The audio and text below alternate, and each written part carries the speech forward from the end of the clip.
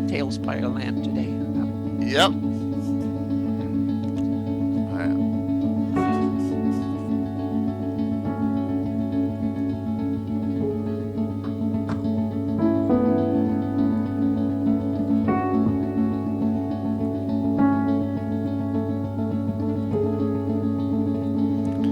Plus, Twitch has cheering disabled now. It looks like.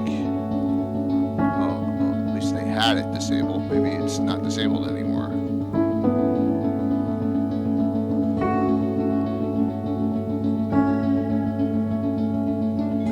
This works rather well because now I can have Mike and me in a small Zoom window. And have the you and Twitch in the video window next to it. So it's actually that's cool. Bad. It's actually not that bad. I thought it was going to be terrible, but it's actually not that bad. The only thing is that Twitch will be like 10 seconds late, but... Yeah, and that sucks. Yeah, that kind of sucks, but otherwise it's okay. Hopefully we can get it all figured out here. Yeah.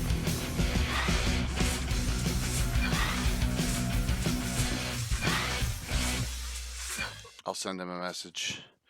Of course, you know, I shouldn't have updated, you know, right before stream. But when it says updated, you know, it kind of pops up like, you know, you're supposed to. We have to update it sometimes, so yeah. And I can't be the only one too, so, you know, they're probably going to hear. Well, we go on the forum and it's the top red right now. So Dave.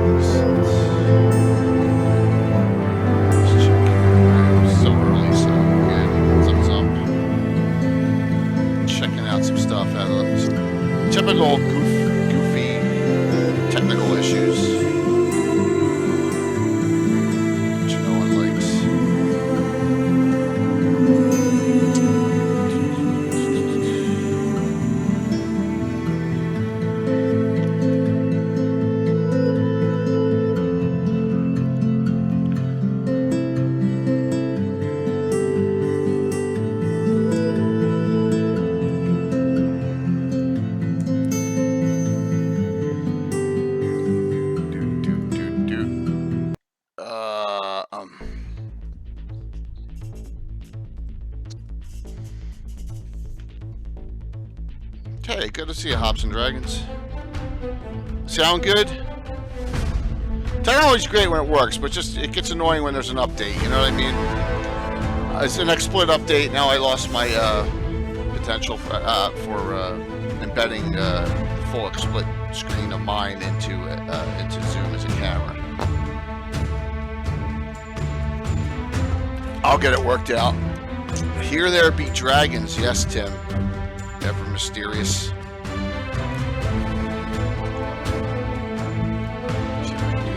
This. Get a Tim head and then a no, and then a Tim head and then that.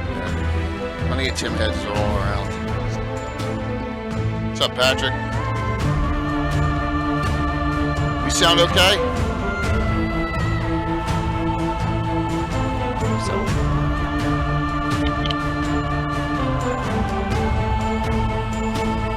Alright, I just want to make sure, because I've had some technical glitch issues today, and I just want to make sure that it's, you know, I'm not going to do an entire show and you don't hear us. Yeah, we don't want more technical issues. So.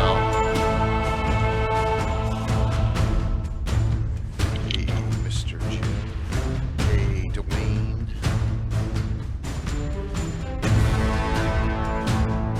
Plus, Anna has provided us with a big surprise at the end again tonight for next week. I'm not going to give it away. I haven't told anyone. Oh, I have more surprises. Oh, more surprises! Wow. Yep. Awesome.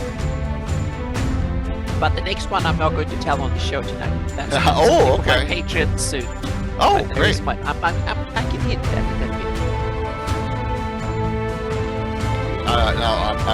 I'm going to try this right now just because I want to make sure. Oh, good. Hey, Calgary. Hey, Kai. All right. Well, good. At least the shout-outs are working. Yep, good. Yep. And along with that, it'll be an Infinite Dimensions giveaway. They asked me, they have a My Mini Factory, it's called Tribes now. It's kind of like Patreon, but on My Mini Factory. So I linked it. It's along with their store. It's there. If you want to get the October stuff, you want to click that My Mini Factory with them. So good evening. Is everyone starting to roll in? And we're going to be doing the giveaways. And they're both compilation sets tomorrow night. So we're going to be giving away a lot. Plus probably a Mike Disney Overgourd as well. So it'll be fun one tomorrow night. I'm getting ahead of myself. I just had to check the shout outs.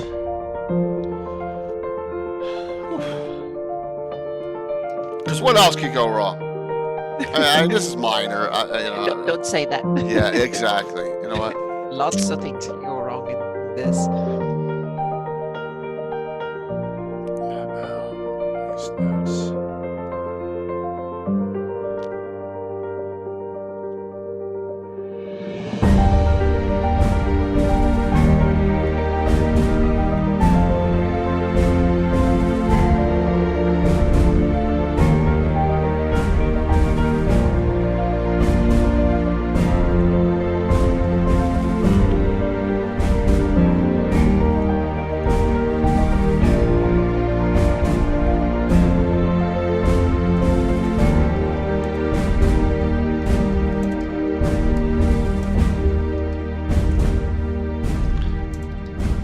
Actually typing now.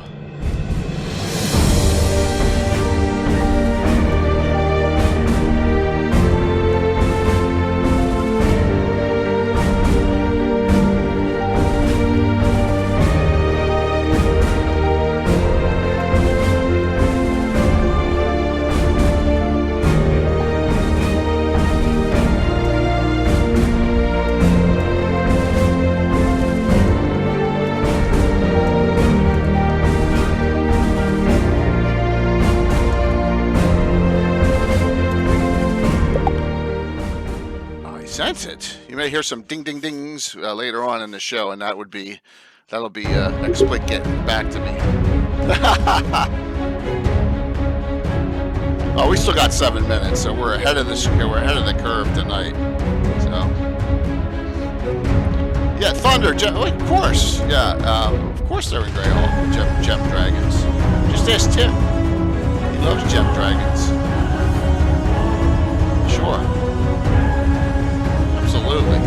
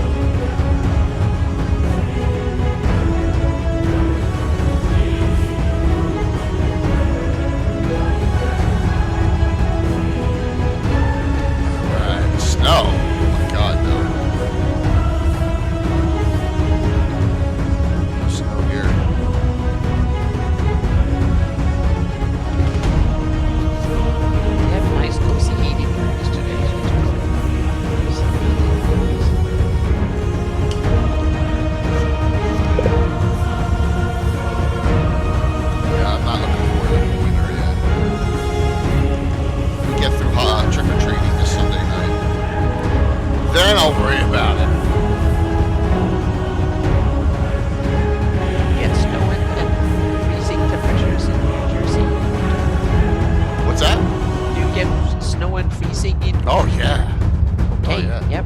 Gets that cool. Got you, Kai, on that. Oh, yeah, absolutely. Hey, Carlos! Hey, Carlos, Excellent, thank you so much Carlos. for good comments. Thank you. Yep. He just left a comment on my latest Patreon post. Oh, cool. More heraldry. Yep.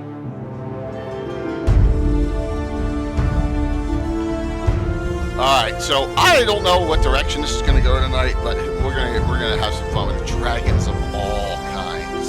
So bum, bum, bum, bum.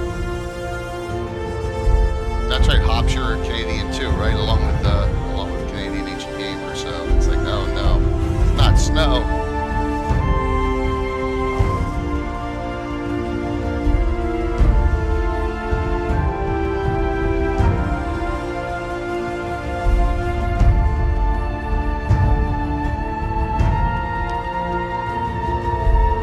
Come on 2 minutes early. Fun. So, thanks all as people are rolling in here. Blue box is still on. That's cool. Probably get them rating in. So get that crowd up. And really appreciate everyone coming in. Good to see you, Carlos. Things are going well. I heard that GrogCon went very well. It's awesome. I got PAX Unplugged coming up. I know some of the communities going. Got Awesome. ooh, you know what? Ooh. Of course, now I just thought of it. Okay.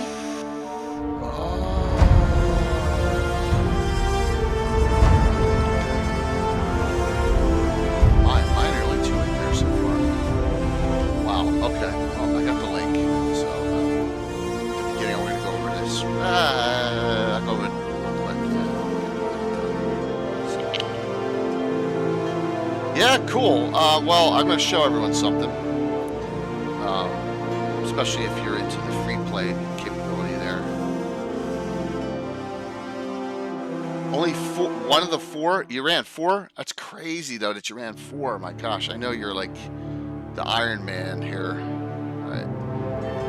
Hitting the right button. Hopefully we don't crash here. Good evening, everyone. I'm J.K. Lord Gazumba, and we got great Greyhawk Mike Bridges and the legendary Anna Meyer with us tonight. I left my door wide open. Oh well, I'm a mess tonight. This is what happens. A simple exploit update and everything goes to hell. So there you go. Yep.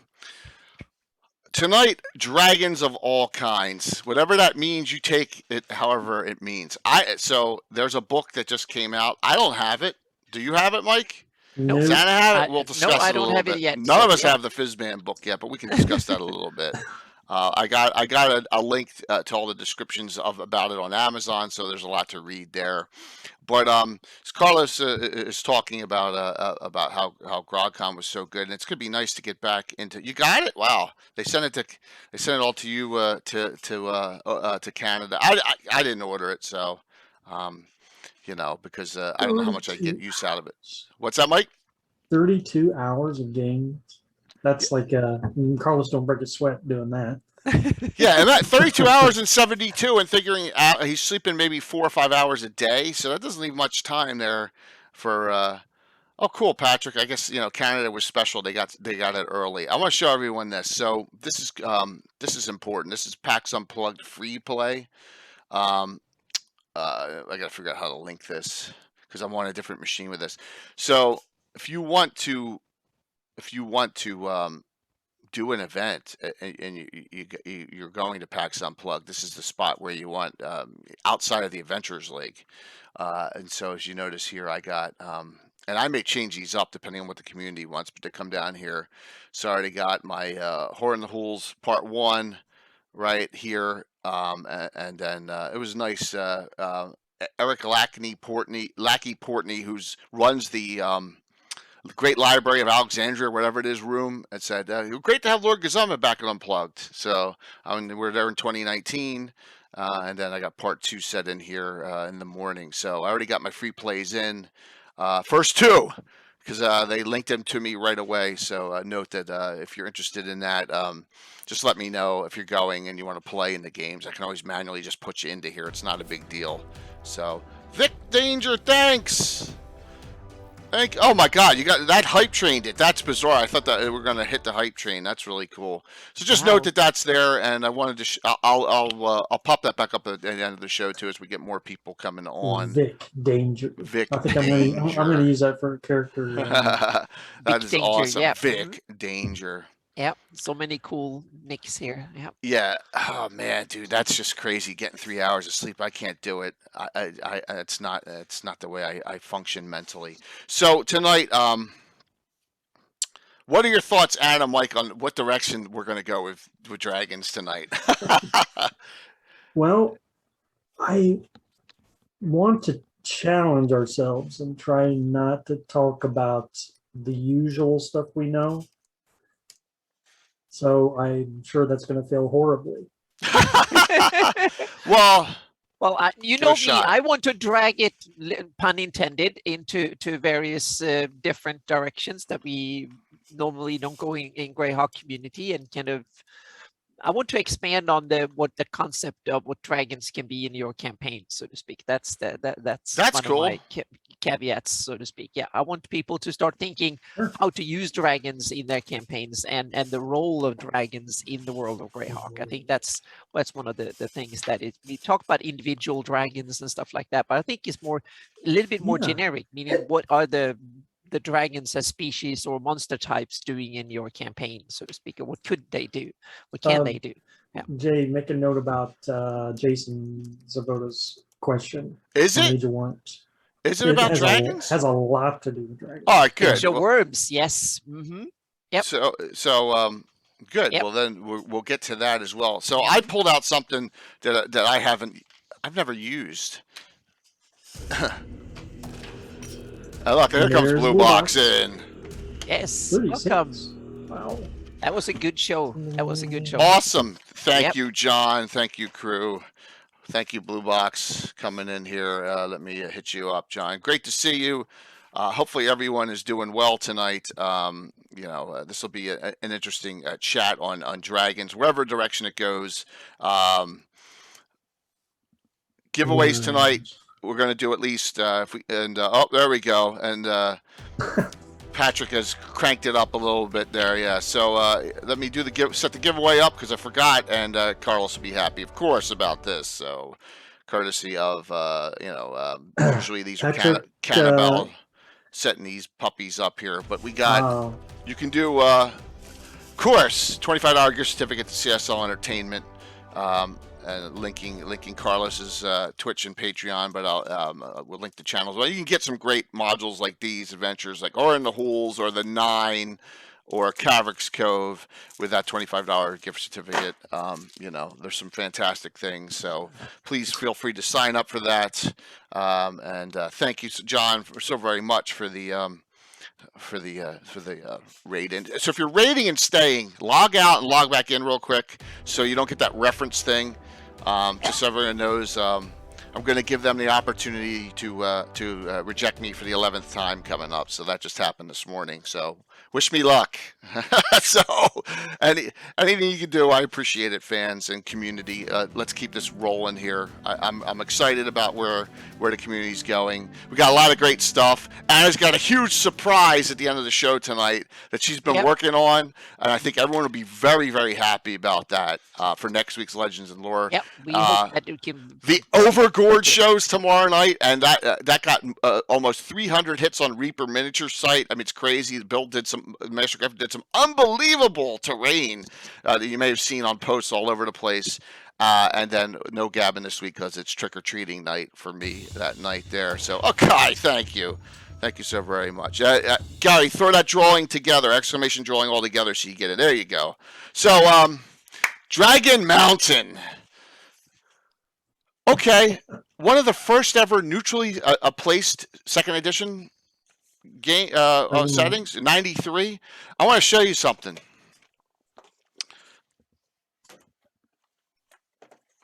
This is like pristine. I don't know. I may have looked through it, but it's like I even got the poster in here still.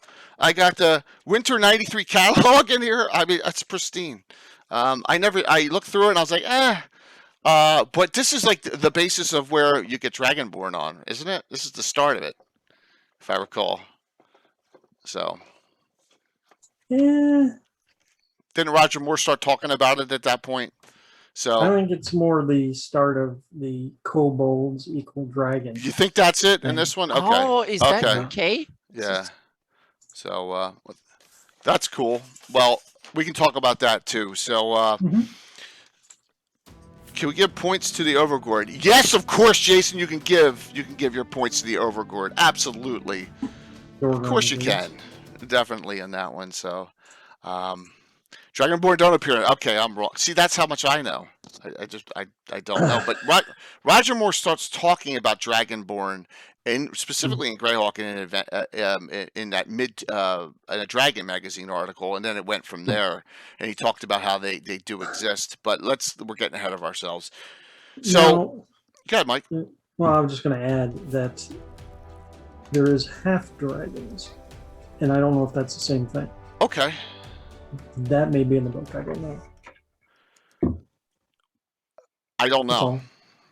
I don't know either.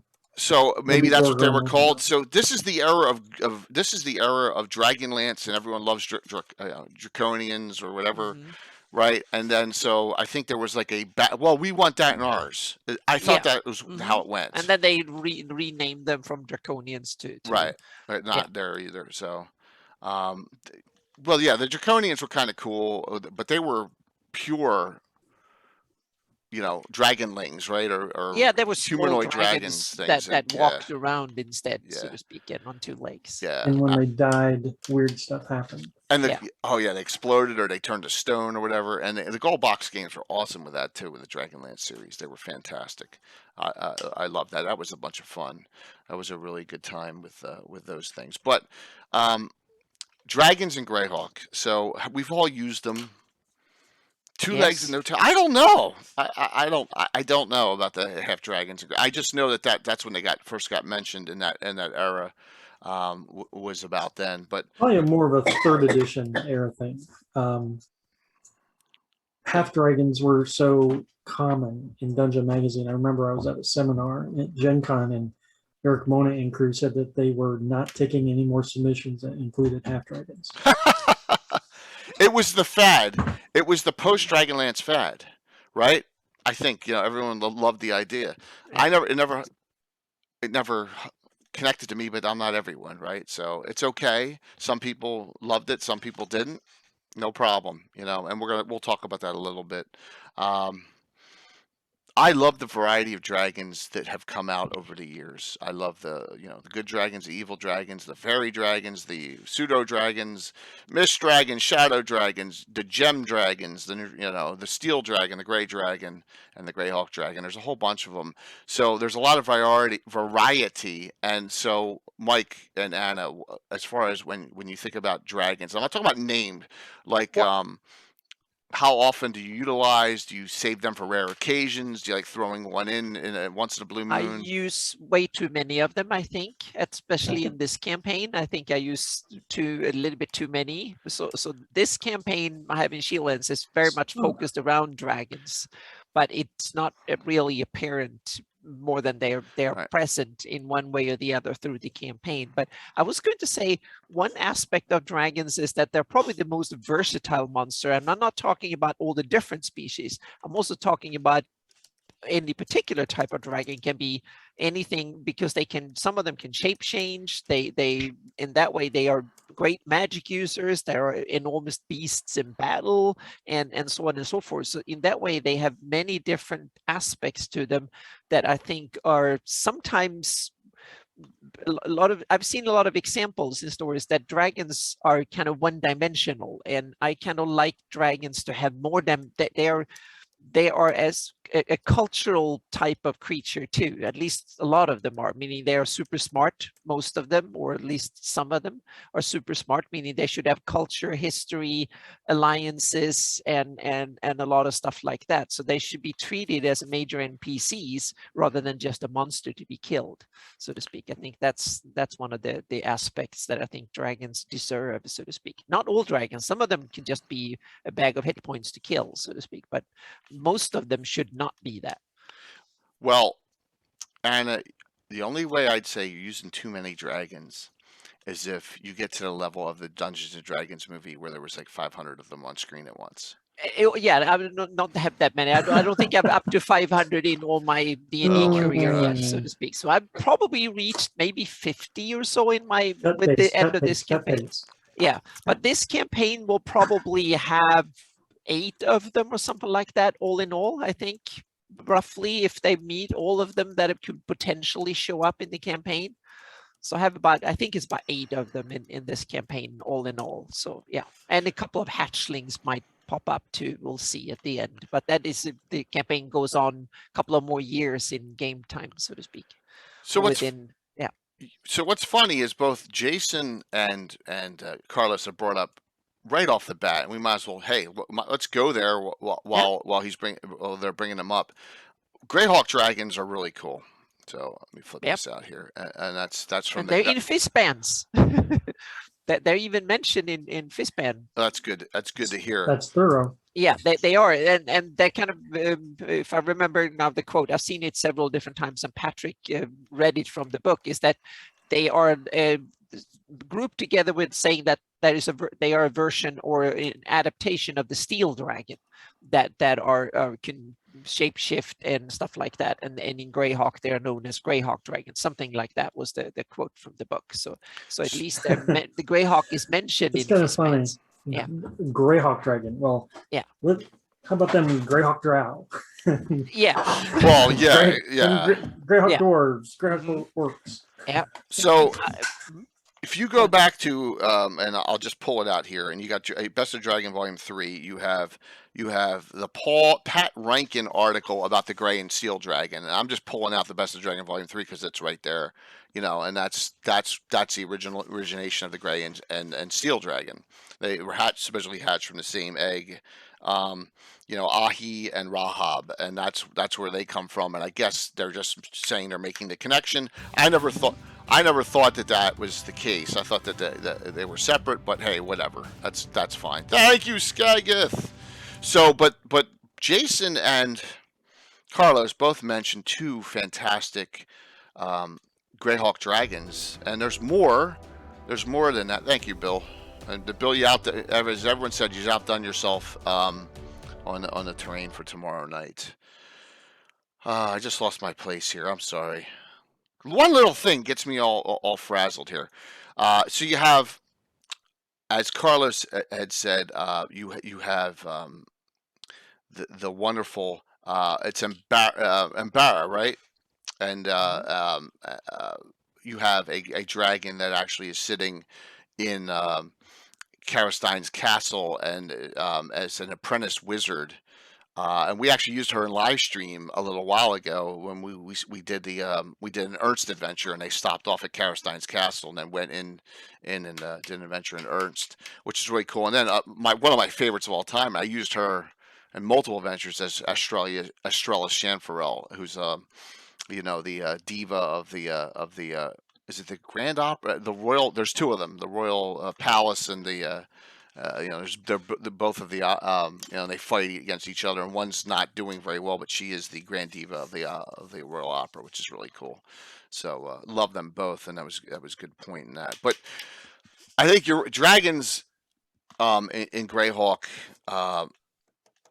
you got your anyone you place from any of the monster manuals, or whatever, would make sense. I don't think there's any that don't make any sense. Grail, yeah, exactly, Carlos. I'm trying not to, but any kind of in any of those, you have a multitude of selection of dragons, and so let me do this, and I have this set because I don't want to lose the place on this. Is this working? Yes. So I have this. I have the Fizzband stuff. I promise we'll chat about it a little bit. But so you start out with, oh, it didn't go over. You start out with your two dragons. Of course, we're going to talk. You have Bahamut and Tiamat, and we talked about them out of the when we're talking about deities. Just recently, how right in deities and demigods, it states that they should be revered as lesser gods, and Len Kafka always has used them as patron deities in his campaign. So they are the top villains in my campaign. Villains, both of them. Yes, well, the one is the good villain and one is the evil villain. So to speak. So one is the good hero, so to speak, and one is the villain. They are now some of the top movers and shakers in the world of Greyhawk right now in my protagonist, antagonist. Yes.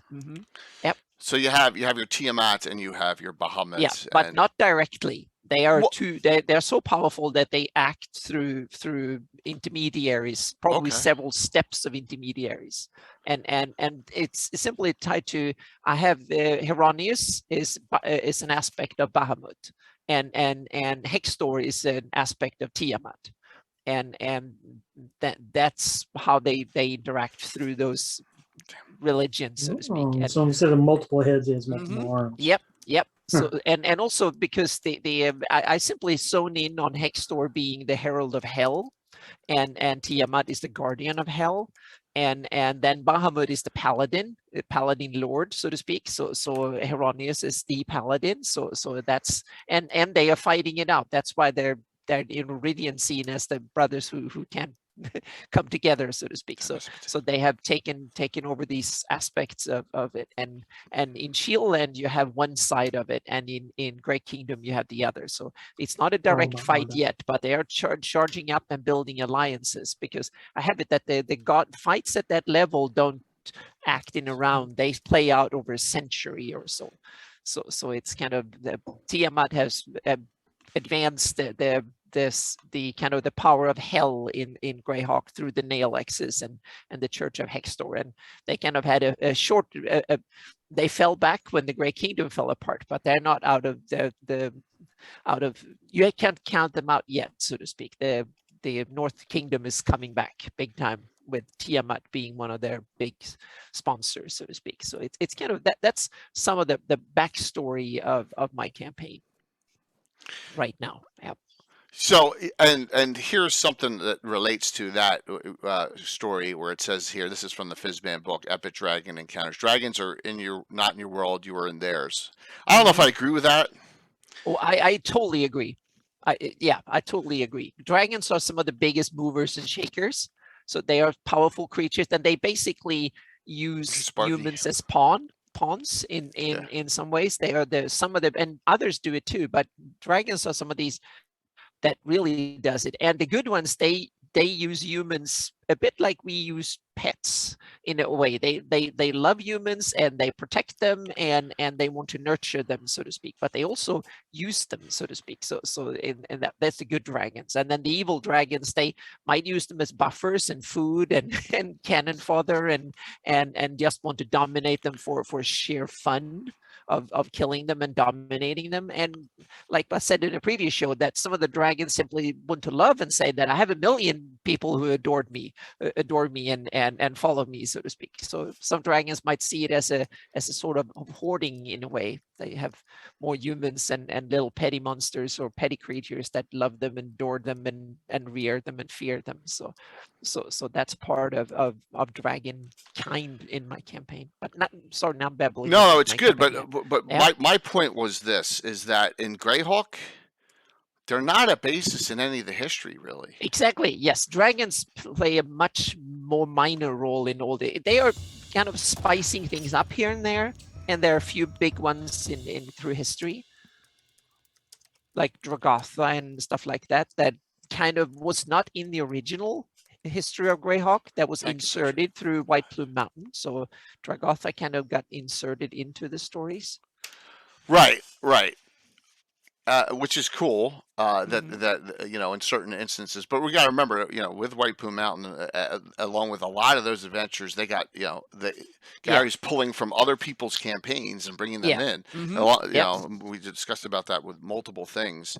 What's cool though is that, you know, you can take a dragon in Greyhawk and make it a memorable encounter, make it a long, you know, a long-term plot line, or you can make a couple, you know, lesser hit die, or, you know, one that's middle aged or even young or whatever, and make it into a challenging encounter. You know, you don't have to make everything the end of the world fight with a dragon. You know. Yeah, and not all dragons are the oldest worms you can find, so to speak. Only very few dragons are. In my campaign, there are 2 great worms in my campaign of all the dragons. Yeah, just 2 in this campaign, and there's of the, what is it, like 7 or 8 dragons that I have named. I think it's 8 now that I have named and stuff. They go from very young to 2 worms. Yeah. That's a good segue. Let's talk about Dragon Ages. So please, let's do that, Mike. Yes. I was looking at this online, and I think it's from the Draconomicon. I don't know. Yeah. Okay, cool. Great worm dragons are over 1,200 years old. So your oldest dragons have been around 1,200 years or longer. So when I was looking at that, I'm thinking, oh, okay. So any great worms that would exist in the Greyhawk setting would have been born when the migration started. Yeah. So, you know, unless you want really, really old dragons or undead dragons like Dragotha, they would not have been around when the Soul Empire was around. Yeah.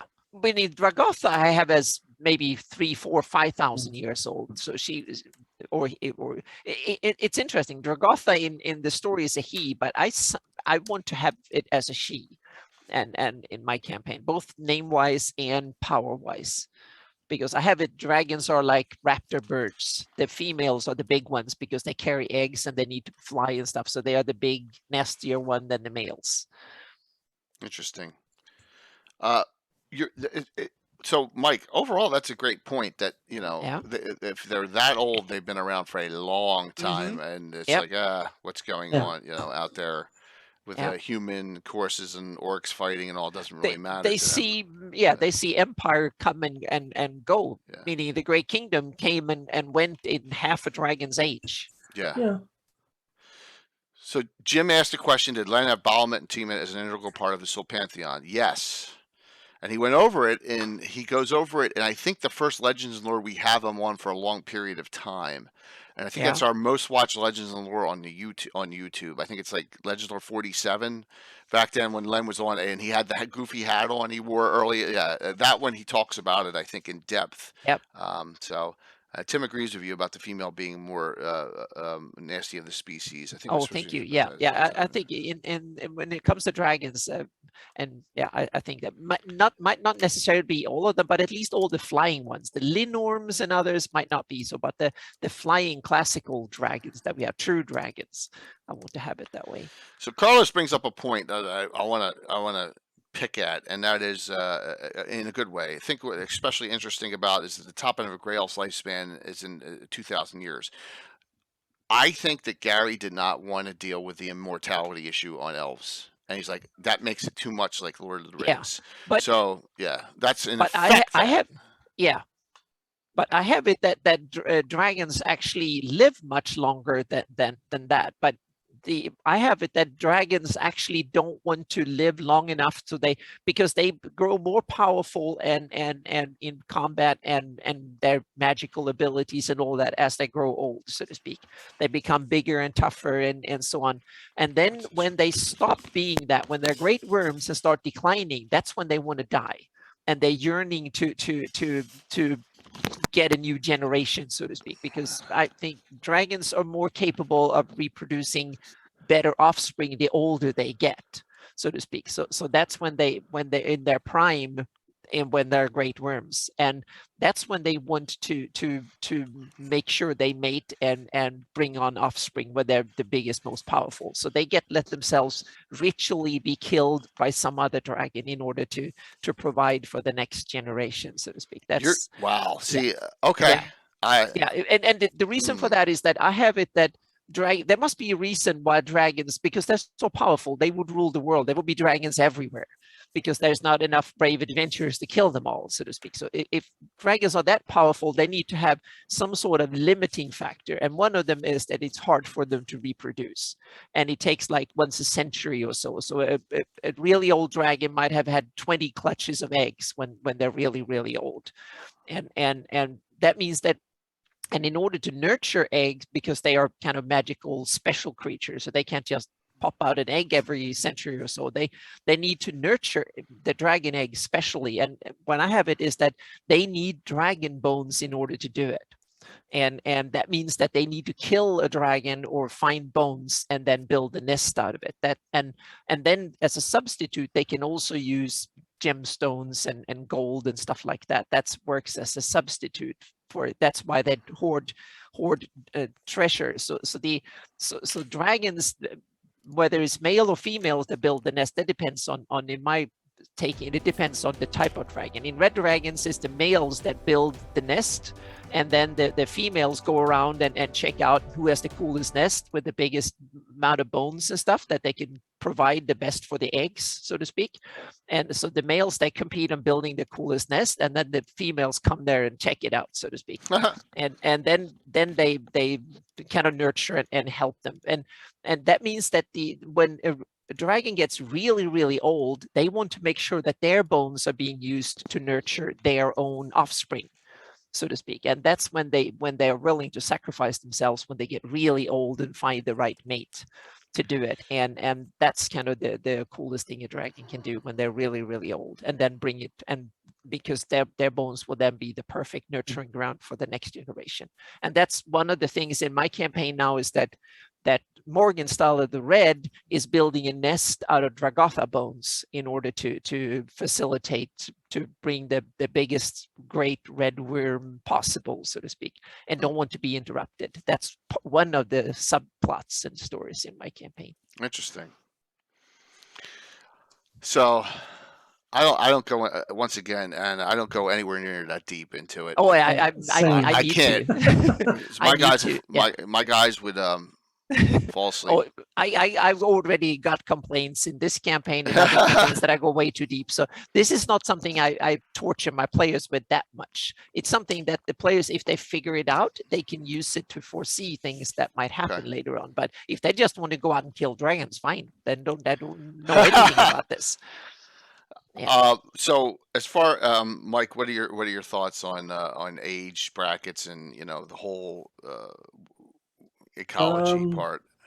Well, it just really got me thinking, because the World of Greyhawk timeline is very extensive and rich with info, and so I think about at least the published dragons that we know of, and how just a lot of them will be. When I think of dragons going way, way back. But no, these dragons are no older than the humans. Half the humans are. Yeah. So it's, I don't know. It's just kind of weird for me to think about how they just haven't been there as long, that long either. I think it's a quirk of Greyhawk. I honestly do. I think that this stuff was not thought of when they created the setting. Exactly. The setting has then dragons were just 66 hit points and a note in Monster Manual, maybe.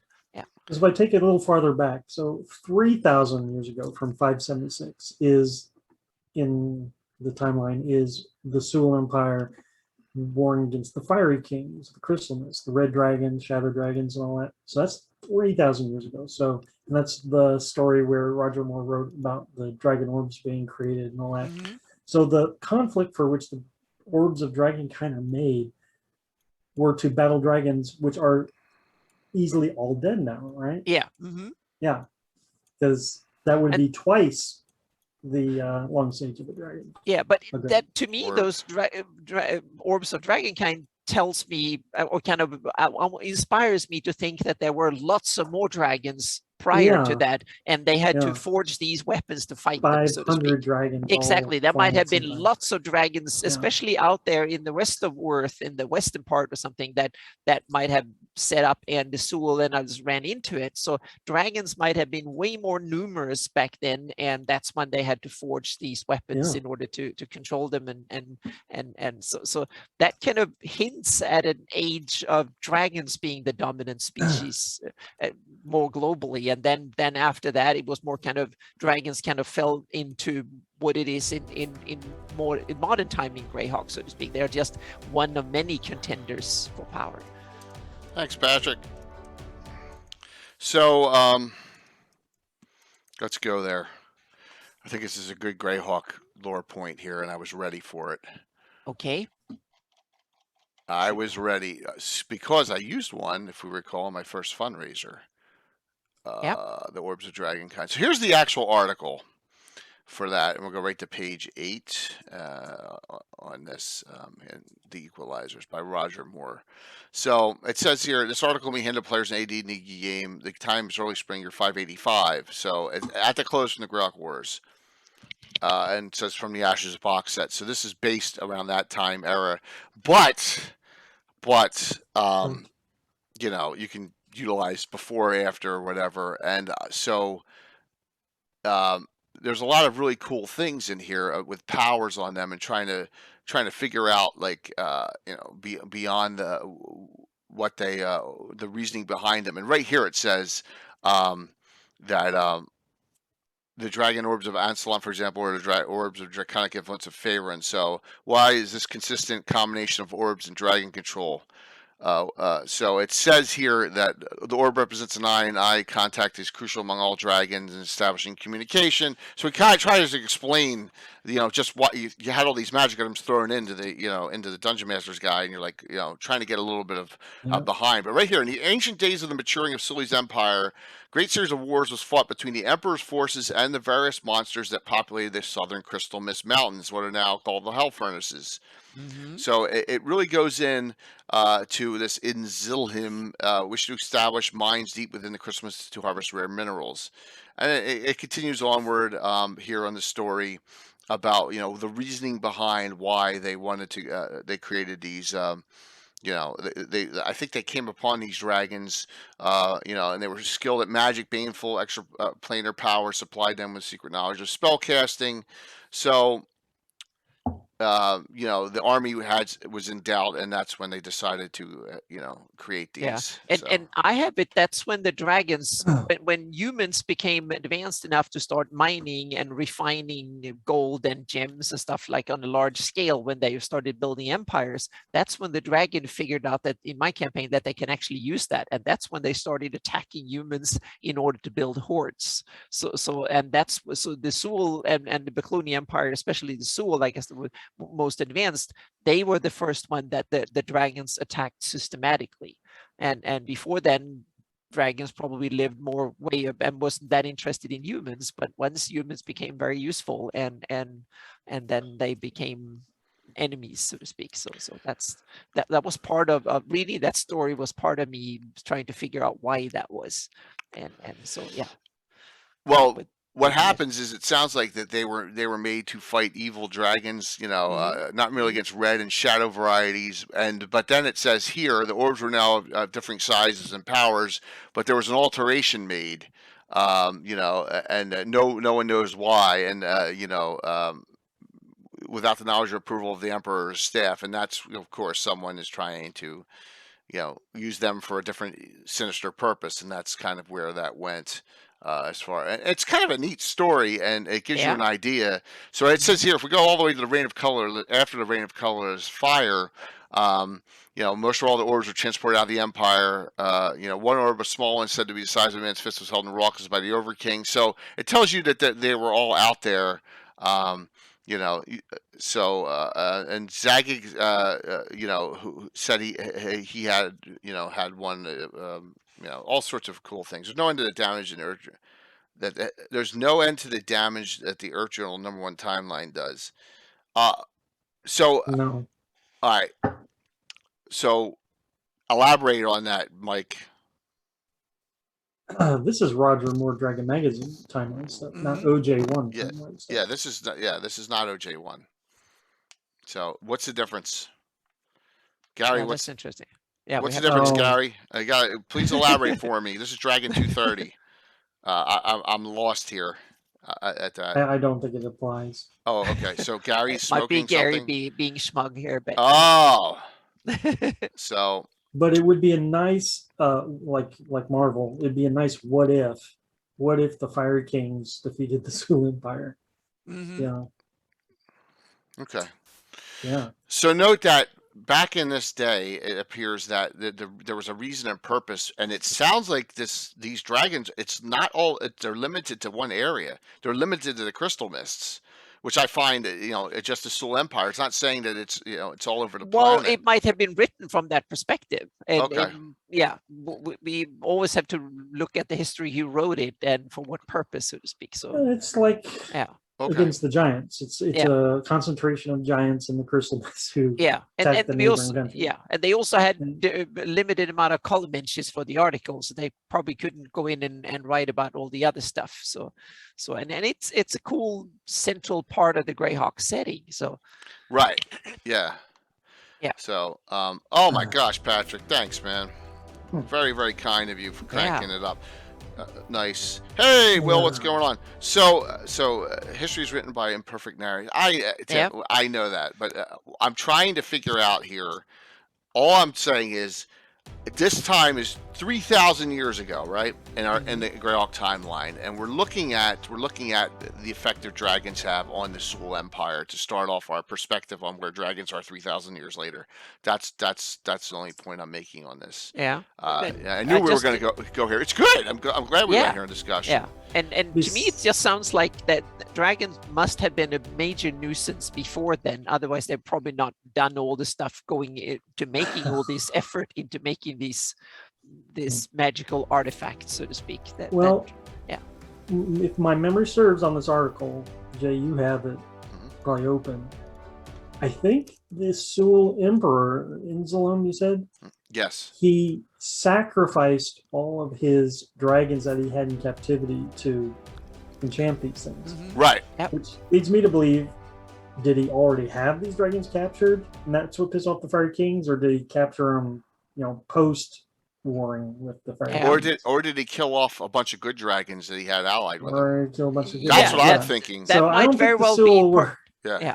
They probably deserved whatever they were getting. Yeah, Right. and also, since the Sul Empire wasn't particularly good, that meant that the good dragons might have wanted the treasure of the evil, in their sense, evil Sul Empire too. So the Sul Empire might have been on assault by all sorts of dragons of all kinds in a way.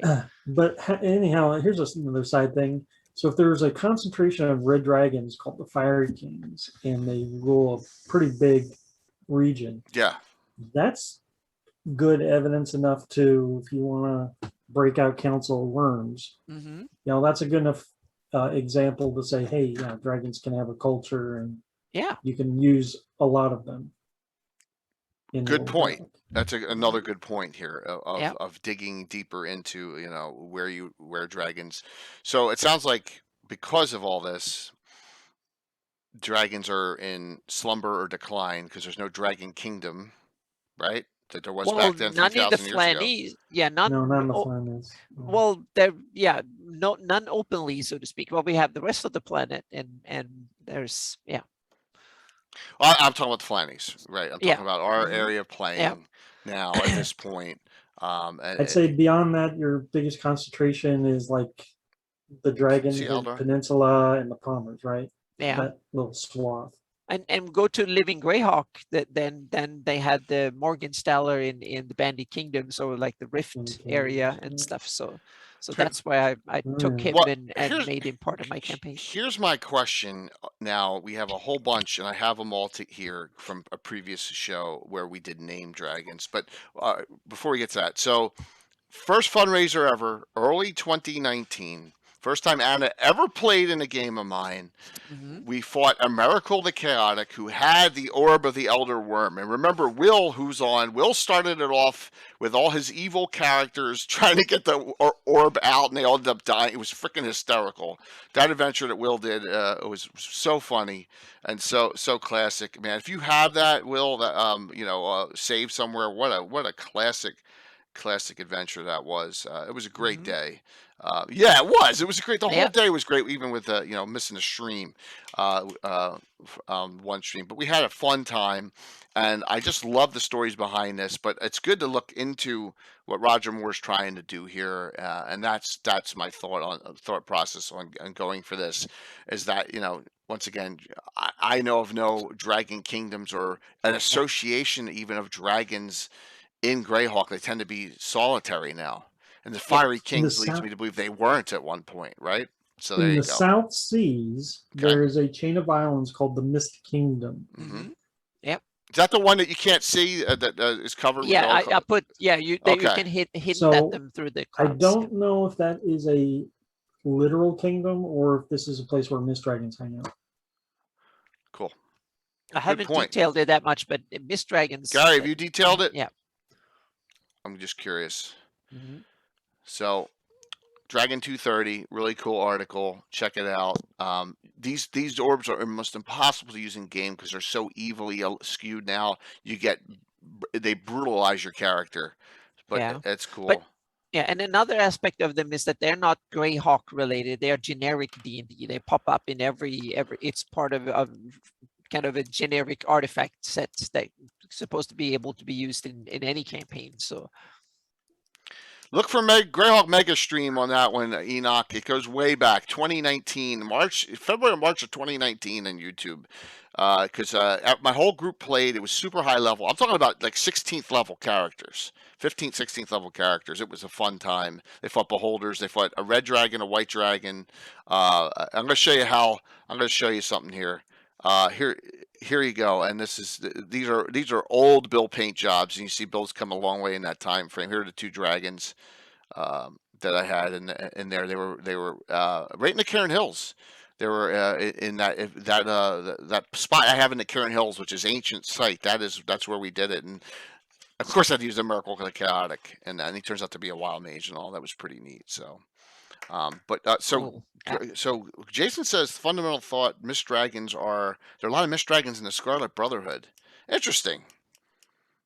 Yeah, Journey to the Isle of Dread. So Gary says, yeah. So there you go on that thesis that Mist Dragons have a whole kingdom, which is interesting. Dragon Kings 2E. There you go, too, with Patrick as well. So I'll flip back on this, but as far as your base colors and there's no dragon, there's no association of dragons outside of divers. You know what I'm saying? Or they're in the remote areas.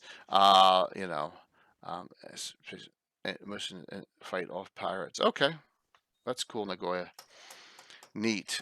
So, shoot us out something. What would you both like to discuss at this point on dragons here? I mean, we can go to some specifics. We can go to colors. We can go to theories. Whatever. We go to Dragonborn yet? I'm good. Let me knock out a couple questions from earlier. Please. Earlier, someone asked if that Fizzband book's worth getting. I don't know if we touched on it yet. Uncle Fuzz kind of answered for person though. I think you don't have to play 5e to get this book. I mean, if you're looking for lore, without even having seen it, I'm guaranteed that's a lot of lore. It sounds like, if they have all those Draconomicons before to get, they probably did their research and are, using that same information. And then carrying it forward, they come up with some new monsters, which I did kind of start looking into. There's some things that caught my eye, like dragon bone golems. That's cool. Something called an eye drake, which is like a beholder / dragon.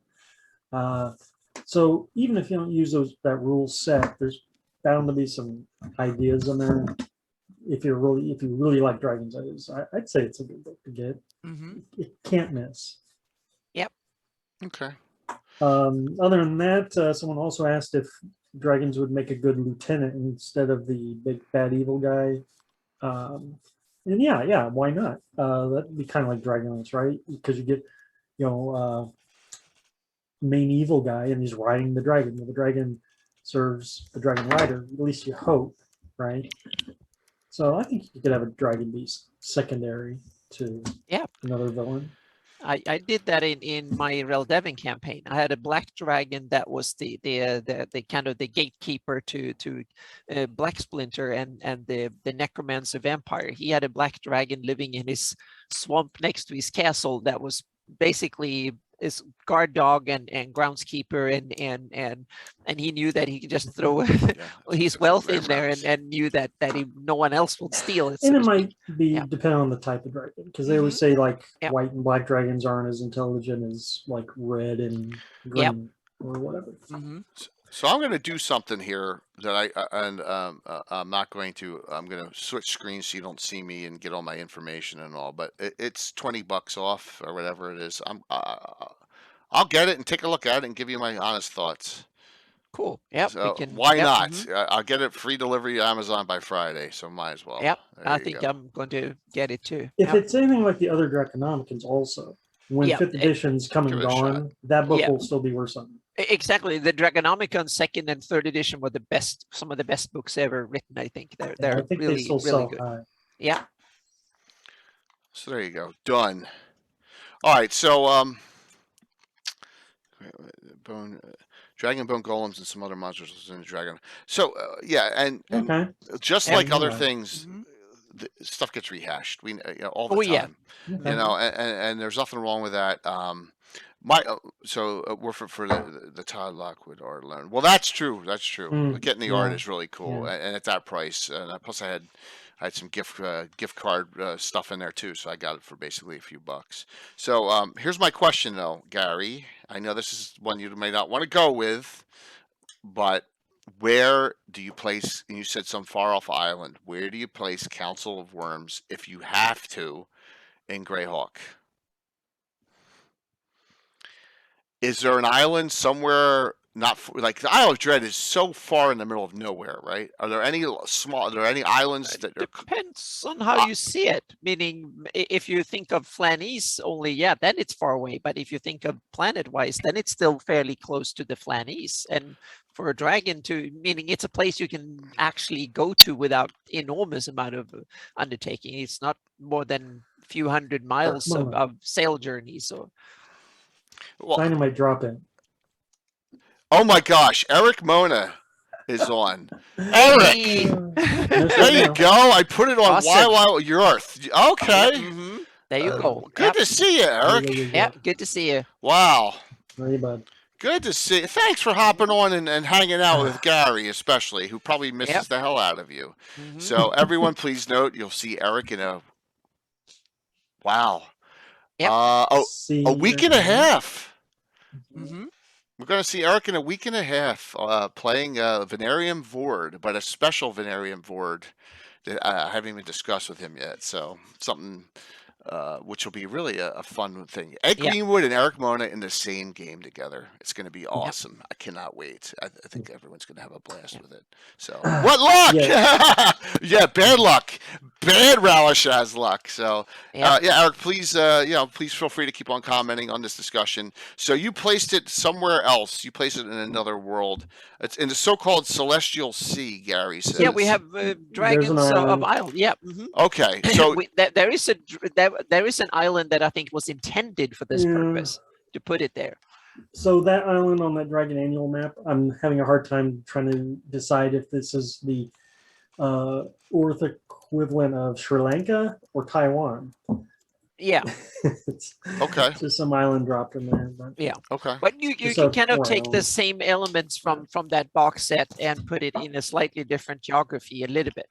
It would work. And there's plenty of islands on the planet that could fit, so to speak. Just was asking, because it's one of those things that come up, because it's something else that just like Dragon Mountain, the resources out there, right? And you can be utilized. Yep. You can figure out. So let me open this up. I want to read something in here.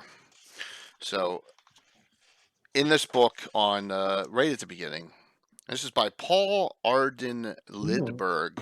Eric, did you know them? Did you know that person? Box and cover arts by Janelle Jacquays. Diesel does cartography and all this, so it's pretty cool. But here it says, adapting this, right up here, adapting this to a particular campaign. There's no in Greyhawk, in Forgotten Realms, in Dragonlance, it doesn't even say that. It just says, because of Dragon's unique plane shifting abilities, Dragon Mountain can easily appear in any campaign world. The best option is to deposit the mountain and its environs in some region that is far from major civilized areas. Yep. That's all it says. Yeah. And Earth has lots of these areas. Yeah. Meaning there's small islands, mid-sized islands, large islands, parts of continents that are way off into nowhere. So yeah. He ran Crunchy Frog Enterprises. Very interesting. My personal recommendation is skip Dragon Mountain, run Gates of Firestorm Peak. Good one. Discuss that a little bit, Mike, please. Gates of Firestorm Peak introduces Far Realms and has a lot of weirder creatures. Bruce Cordell adventure. Dragon Mountain is a mega dungeon slog, several poster maps and everything, and by the end of it, your players will probably hate you.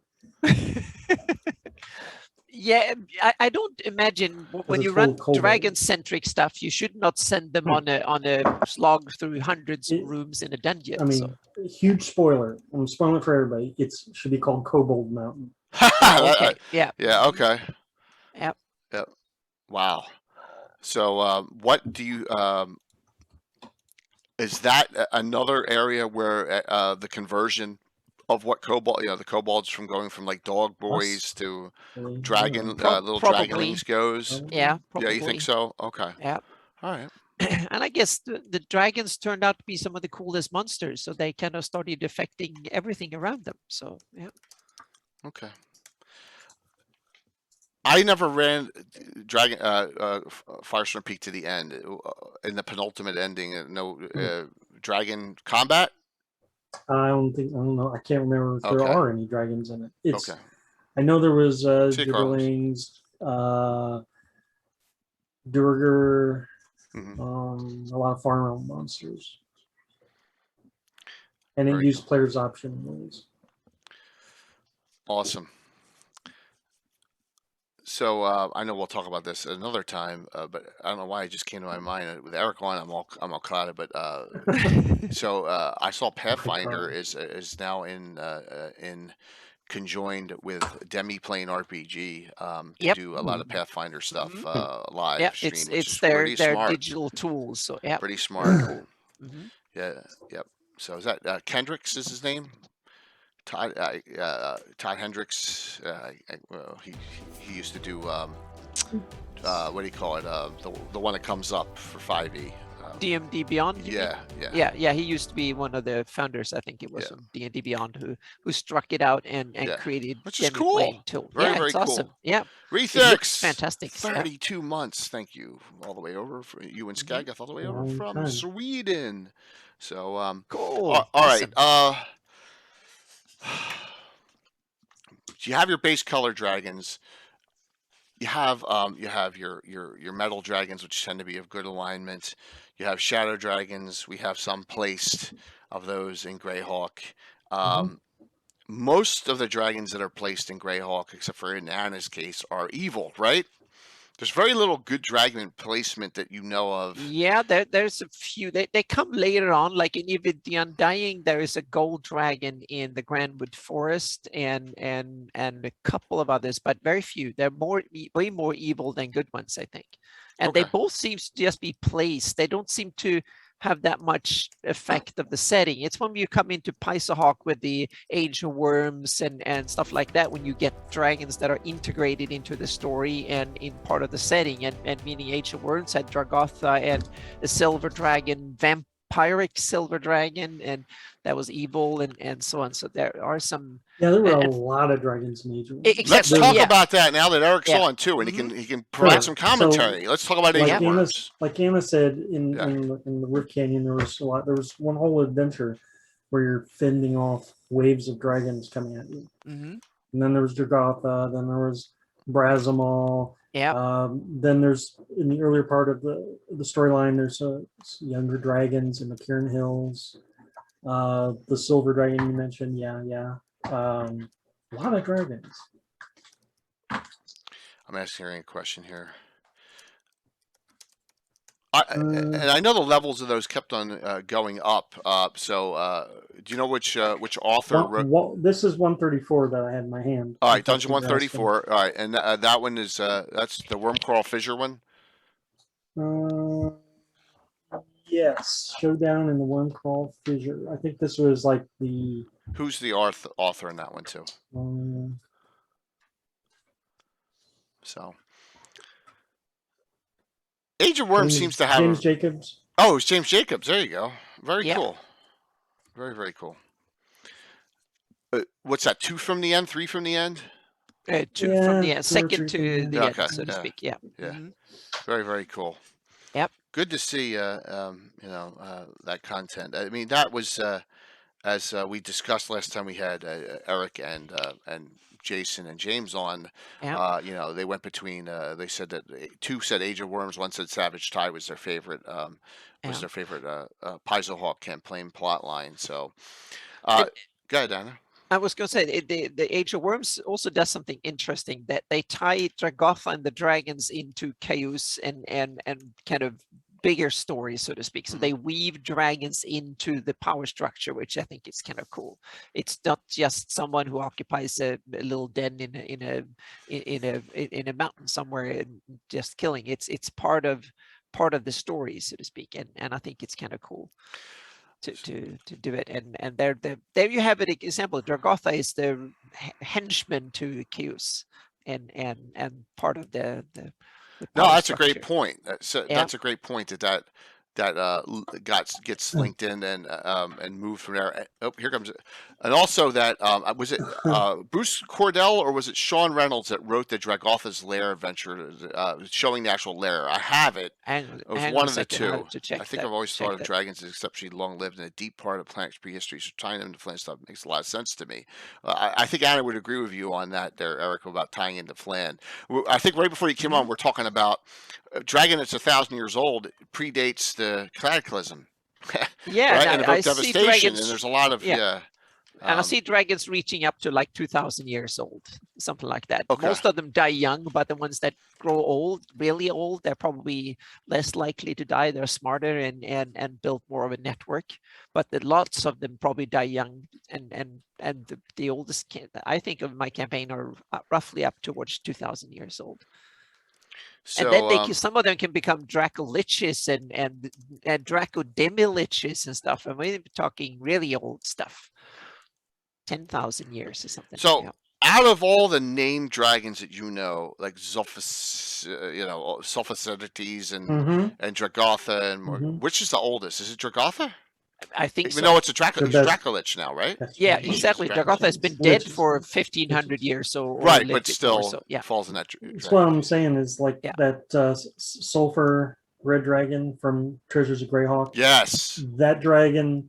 If it is a great worm dragon, then it was probably born, after the Soul Empire fell. Yeah, or at least somewhere during the Backflames Wars. Yeah, and Dragotha could have lived and died before that happened. That's cool. Dragotha could be way old. I think that Dragotha might have been. I see Dragotha as having its power way back when in the early days of the Urflan or something like that, fighting the Urflan or long before then, so to speak.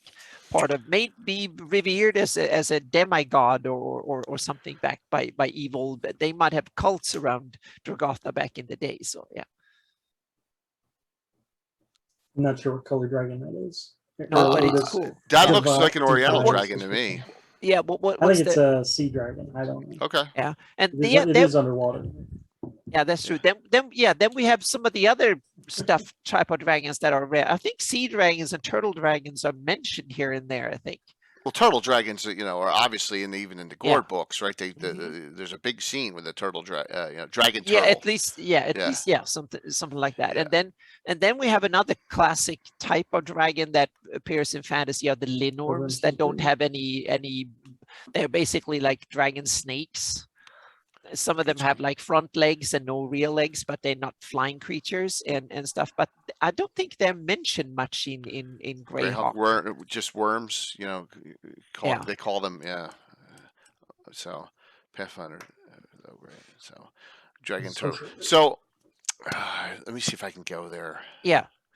Uh, Thank you, Jason. Yeah. So speaking of what we're talking about here, I got. I'm going to try this without. Hopefully, I don't go. No, Dungeon Meister. See if I can get there. Meister. All right, here we go. Want to see a picture of a really good picture of a dragon turtle. This is Dungeon Meister's site, and I have permission to use any of his stuff in on stream. Where is it? I know he's got a really great picture of a dragon.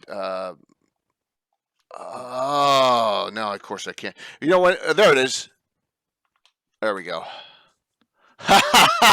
That's great. I mean, that gives you a perspective of how big they are. I mean, they're so huge, but so yes, there you go. Yeah, that's the other aspect. In some instances, the dragon seems to have grown too big for practical purposes. I think that when they go enormously big, that's like the giants in the Tolkien whatever, which I think is the when the giants become biggest mountains that are like thousands of feet tall or something, then they become too big, I think. So it's like I see dragons, the really big ones, maybe 150, 200 feet wide wingspan or something like that. They're very biggest. So something like that, and maybe, yeah, I don't know. Thank you for reminding me, Patrick. So yes, because we got all these great subs and cheers and stuff tonight, in addition to $25 gift certificate, we'll do a second giveaway. Patrick, I believe this is Sly Flourish is one of the Mike Shea. So here we go. We'll give out one of these, the Vault of the Dracolich adventure, which was a D&D Next. So it was right before 5th edition was released. D&D Next rules. Good idea, Patrick. Thanks. Hey, Patrick, do you want to do a giveaway for your Fizzband's Guide to Dragons? So there you go. We'll do that as well. I just wanted to show this picture because it's the first really cool picture. Dragon Turtle looks kind of, it doesn't look that foreboding in the Dungeon Master's Guide, but this really gives you the oh my gosh, that's huge. So just wanted to share that with you. So yep. So I'll give us a second. I'll give us a second giveaway there. All right. So Mike, getting back. All right. Theory: Treasures of Greyhawk. You have is it Sophozictites is the name of the dragon in Treasures of Greyhawk? Is there any background? Sulfa for short. Is there any background on that dragon in? And I want to. Here, I should have stayed there. Now I have all these resources prepared for tonight. See, and I go to name dragon locations. So I have Sulfa down on here too. All right, look at that. So here we go. So with this dragon, this is right out of Treasures of Greyhawk. I think it's the last adventure by level. I'm just curious as to it's the highest level adventure there, and as you can see in the Crystal Mist. Is this a fire? Was this dragon evolved with the Fiery Kings? Don't know, right? Because this is the right area for it and the right color. That's what I'm saying. If I wanted this dragon to be one of the Fiery Kings, it would have to be 3,000 years old. Right. It'd have to be ridiculously old. Right. And now that I have the book open,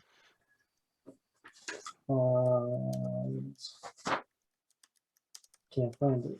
Yeah, M5 tie-in. I just did my second Reaper Bones order, and just to get some extra stuff, I got another ship coming. So spoiler: it says that the dragon is age 11, which I think means it's only a worm, not a great worm. In 3.5, the age was like 1 to 10, I think, or 1 to 12. 1 being the youngest, and 10 the this oldest. Is a 2E. This is a 2E. Oh, it's a 2E. Okay. So it's 11 out of 12. So it's because remember 1E has 8, right? Oh, okay. 1E has 8. I think 2E had 12. Yeah, they start to. Because remember, they upped the hit die and the all that. And 2E, which dragons have gone sense. Beefier each edition. I don't know how they are in 5th edition compared to all of them, but they beefed it. The story says that dragons lived in this lair for hundreds of years, just general hundreds of years. Well, So, that's probably what it takes yeah. to raise them. They go And hatchling it's from the location of the fabled sword of Azaralk, which yeah. Azaralk is probably older than this dragon. If I have to ask Gary that though. Yeah, Curtis, no one mentioned that they have these really crazy Latin names for dragons in the original Monster Manual. Yes. Yeah, that's kind funny of stuff. yeah. Drago It's causticus sputum. yeah. Yeah. Yeah, Yeah, very funny interesting stuff. on that. And they wanted to sound scientific. So, Kind but of the like dinosaur still has it, so it has some precedent. Yeah. So just wanted Yeah. to bring that up, that this dragon fits perfectly into that whole Roger Moore theoretical yeah. location. I mean, it would be a Mhm. fun time to Yeah. do with no effort. All right, and we got Dragotha here too. So, and here's Dragotha's lair. Did you move this lair, Anna, or is this the right place? It's been a question whether it should be, so to speak. So I think it's on the west tip in the Age of So that Wonders. fits. yeah, I moved it once, but I think we're probably going to stay there. But I put it in because I'm going to work on it for my campaign where to put it. So I'm going to study it again, but hopefully it will last there, so to speak. So yeah. Interesting. All right, so I'm not going to go through all these old locations, but these both have come up in discussion, and that's why I wanted to had these maps ready to go here where they've been placed in the layers. There's roughly, if you look on Anna's map, almost 20, not 20, but around at least 15 Yeah, and dragons I think placed. half of them are from Living Greyhawk, I think. All right, yeah, from Yeah, because they that added era. a bunch of them. Right. Yeah. So you have that doesn't mean that and like I said, almost all are evil or evil dragons. Not all of them, Yes. but Yeah. almost all of them. So But I also take it because they are the ones that lair in traditional dragon terms. The good ones, they sneak in and lair more like the Greyhawk Dragons do. They can lair in a building in the city because they can take human and elven or whatever shape they have an alter ego, so to speak, and they can lair in that form. well, yeah. So according to the original Monster Manual, gold and silver can appear as humans and elves, right? Mm-hmm. Yep. Bronzes Oh. can't. They can appear as animals. Mm-hmm. The bronze dragon. Yep. That's what it says. It guides Yep. some. They can't appear in human form, and then the other brass and Aren't copper bronze can't. the aquatic No, dragons? No. no. So if you Which go one's to aquatic? the Some of them pan are lungs and more, stuff. more the No, I water really, I loving thought than one others. of the Yeah. bronze, brass, copper, one of those Here's three was bronze. aquatic. Yeah, one of them likes water, but I don't think any of them are pure or aquatic. It's that they like water more than it's just like black The dragons Goyas is like. brass. Yeah. And coppers are the ones that love conversation and babble with people. See, bronzes have sea caves. Bronzes have I sea don't cave. know. So Yep. the Order of Yolek has two bronze dragons. Mm-hmm. Sea caves right on the. There's a sea cave. Yeah. Right on the right at the base of the delta, down near the Order of Yolek headquarters at the southern tip of the Principality of Yolek. Mm-hmm. And brass or desert livers, or like or copper too. I think loves the. Brush dragons live in deserts. Yep, Mhm. absolutely. So I don't know if anyone's ever done this, but this just popped up, and there's two dungeon adventures with Flame, who's really nasty as a red dragon, and I've used them in my campaign. It's a good one. There's that one, and then there's this one where Flame is actually almost like an undead version. Flame returns. You know, That's the first dungeon magazine I ever bought. Oh, okay. Well, that's a good one to have, and you're like, oh, look at this. This is really cool. You know, so but both of them, and that's Dungeon 1 and Dungeon 17. And I love those. And also another one, and I forget which dungeon it is. It may be 8. If you want a really cool red dragon, is the Wounded Worm. That is this one. Did that come up there? That is one that is severely damaged dragon. It's an underwater lair, but I think it's red as well. But it's stuck there without any wings or any way out. And this one's pretty cool, a crippled one. And I believe there's multiple dragons in this one, and I think that one is Dungeon 8. Not 100% sure, but I know it's an old dungeon. That's another cool one too, if you really want to get some fun stuff. Yes. All right. So Mike, Anna, pick a topic for dragons you want to discuss. I got Well, something real quick, Anna. Oh, sorry, go on. This is the Guys. for Eric and Gary, the LGG. What's Morning Kingdom doing with these two dragons here? It's like a black and a A black gold and a or copper something. or black and Yeah, something metallic. What's going on there? Yeah. And Gary has another question. There is a brine dragon in the vast swamp. What the heck is that? And I remember thinking somewhere that it might be a cross between a green and a black one. That could be kind of an interesting, and maybe that could be a candidate for a brine dragon. So to have a cross between a black and a green, like that could be kind of a cool. Valmoko says it's in Return to the Tomb of Horrors. Yep. So I'm gonna have to check that out. Now, unfortunately, I have not heard from Gitano in a while. Grendelwolf, because he's the expert on Vast Swamp and Tomb of Horrors stuff. He'd know immediately. You almost got your party wiped out in that encounter. Very interesting. I've never used that, and we're gonna take a look at that. There's yellow and orange dragons also. What's their breath weapon? Maybe that's my specialty. You ready? Oh, you don't want to go there. Yeah, you talked about this before. So, yeah. Yep. So you have one of them sodium. Yes, that sounds like a brine dragon. Yeah, the sodium ignites, right? I forget which is which. One is like yeah. So there's your yellow. Purple's the great dragon. Purple is the really nasty one. Purple's an energy beam. So there's your yellow, and then you have these are really great great pictures. I think they're all looks like Elmores. I think they're all Elmores. Okay. Yeah, I believe so. Where's orange? Here's your orange. Yeah, it's an Elmore. It says right. I love using them. You know why? Because they're not in the monster manual and they throw a curveball in. Then the nastiest of them all is the purple, which is the mix of the red and that's a nasty, nasty dragon. Another great picture too. That's an easily that's an easily picture. Yeah. So and they have basically like the wave motion gun energy beam breath weapon. So yeah, I'm gonna do some research, Gary, and pull that out of get my Return to the Tomb of Horrors box set out and take a look at the Brine Dragon when we're done here and take a look on that. So and see, it's a saltwater lair that would make turtles sense, but the purple dragons are really cool. And that's scrolling through, but and then you have your gems, and your gems come. I think they're in. The gems are neutral, and they have special breath weapons. I think the gem dragons are so cool, and I resent that I've never used one. I don't know why. I wonder why you haven't used one. I think it's just like a blind spot in my DM tool kit. And I never think of using them. This is Arthur Collins, who's done a lot of work, right? And isn't he Snowlock backwards? Isn't he done Snowlock in Forgotten Realms? And that's not in the Monster Manual. This is from Dragon 37. This is in Best of Dragon Volume 3, and you got all of your. I think I have the chart here. I think I have this printed down here. Yep, I do. There you go.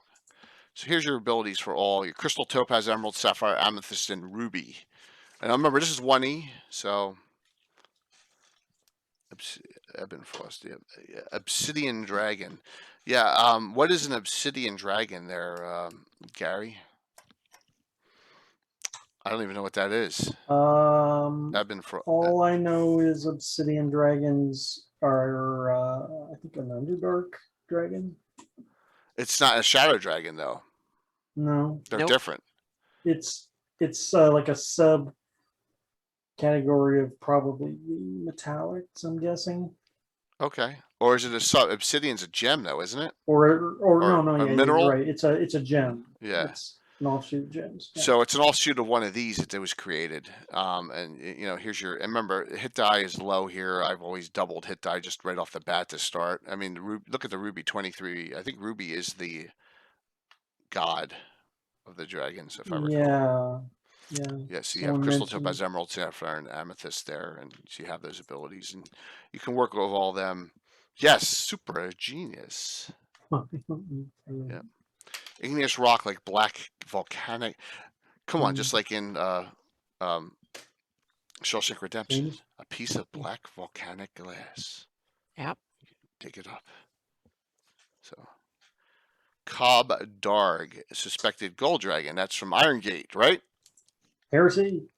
Oh! So Obsidian is they're in Forgotten Realms, Obsidians, but it sounds like there's one here because this inextrusible Ebonfrost is in Greyhawk. It's on the map. It's one of the. It's in the. It's up north of Ius, isn't it, Anna? Ebonfrost. Yeah. Yeah. So. Yep. Hang on a second. If Cobb's name was Cobb Jones, we wouldn't be talking about him being a dragon. Yeah, it's the western edge of the cold marsh. It's towards the wolf nomads. So here we keep on. I think I have it here. Territory. I bet you I have it, or maybe I don't. What? I may not have him. I thought I did. All right, I'm just gonna have to put one up here. I'll throw this up real quick. So there, that is where I had my my fight there, the ancient site that Anna put on the map. One of the first ones you've ever edited for me, Anna, back in the day. For that. So Cobb is in Bakab. Who knows? It's very possible that they were thinking Bakab when they did that. I thought I had it. Has Frosties, Hook Face. Oh, here. I did have it. There you go. Cold Marshes. So this one's, and there's Coldstone Keep. But yeah.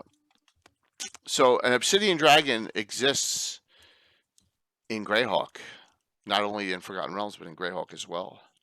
So you have a one of those dragons you're not sure what its abilities or powers is.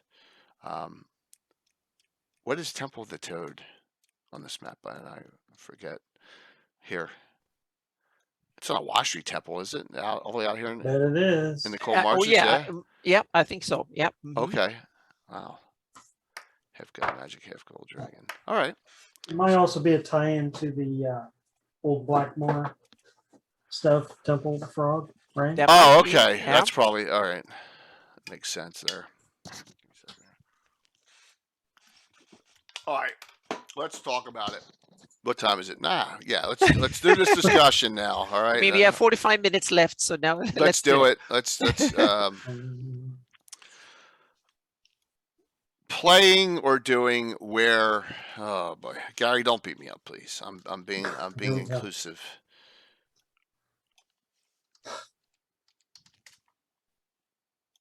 So, Dragonborn characters, or your theory. I'm not going to use them. That's me. All right.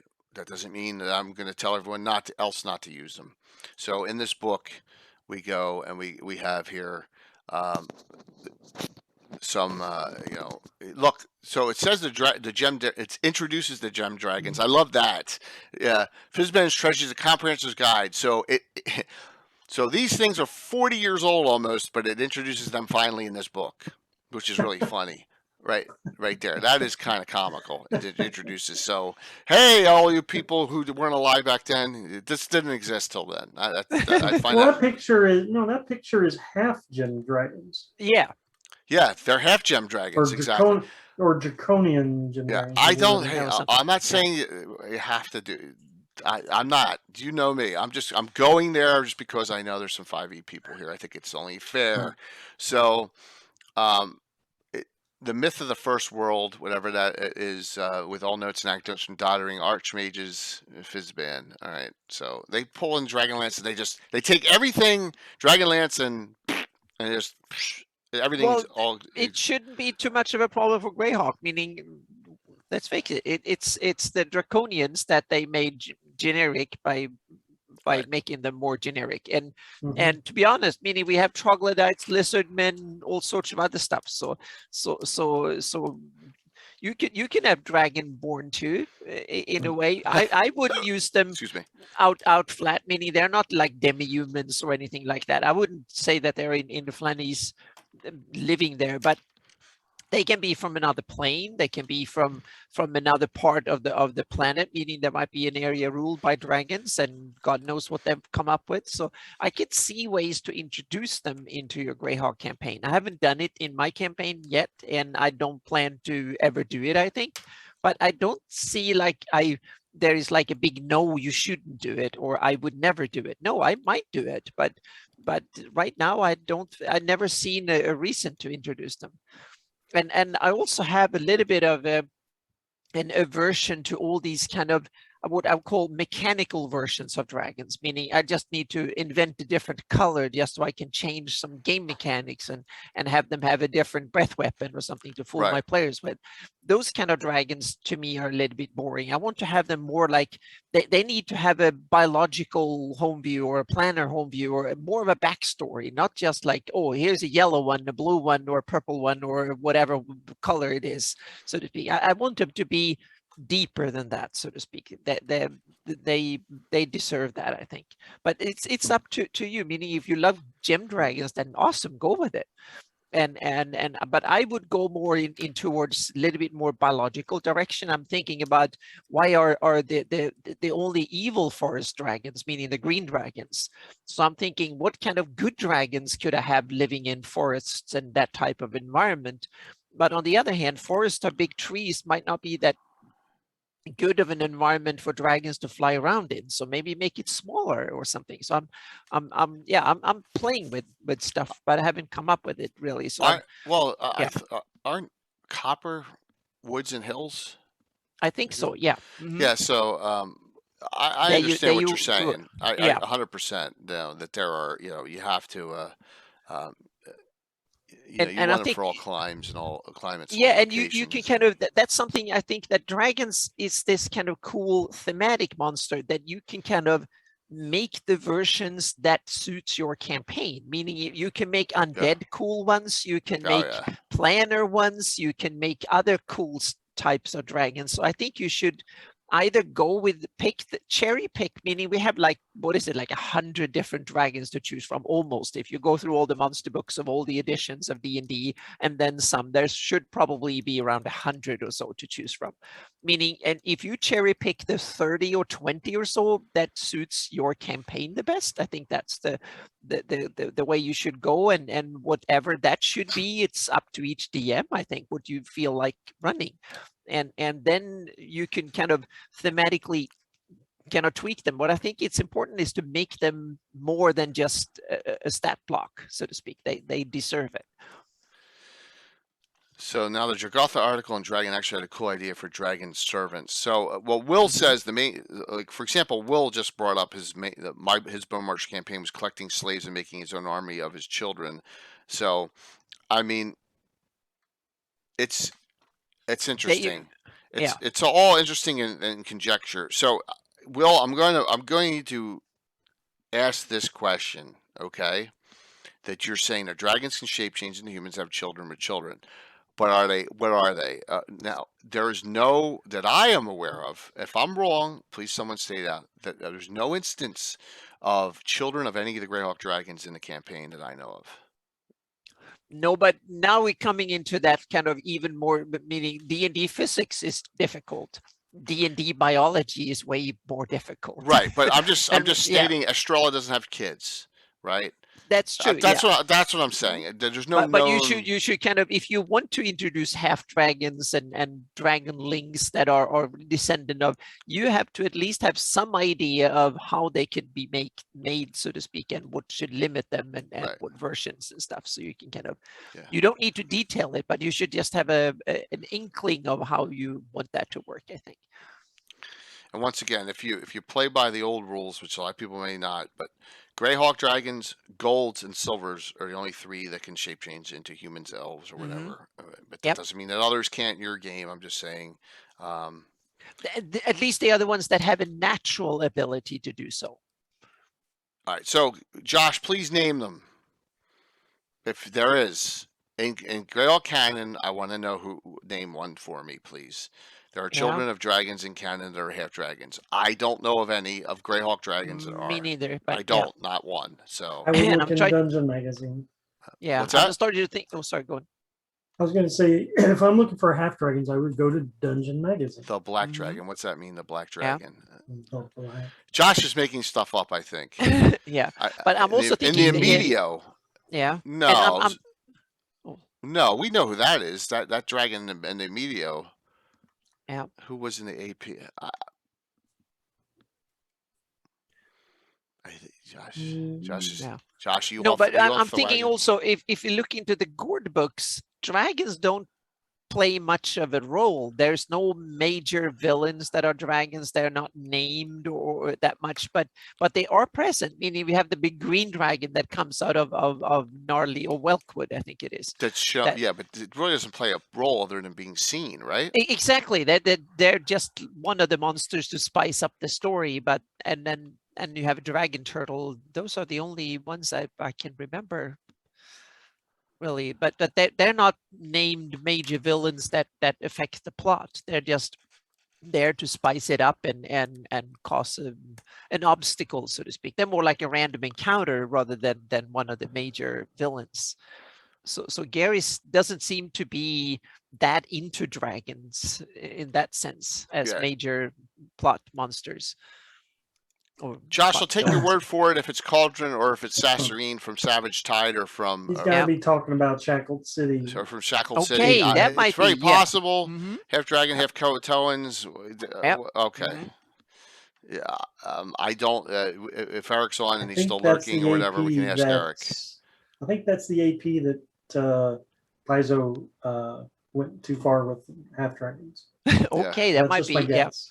And then we have the iconic from Bandit Kingdoms, Living Greyhawk Bandit Kingdoms, where we have Morgenstaller that kind of breeds with everything, including a sheep. So we have the half dragon, half red gosh. dragon sheep and stuff. So it was kind of fun, silly kind of thing. So yeah.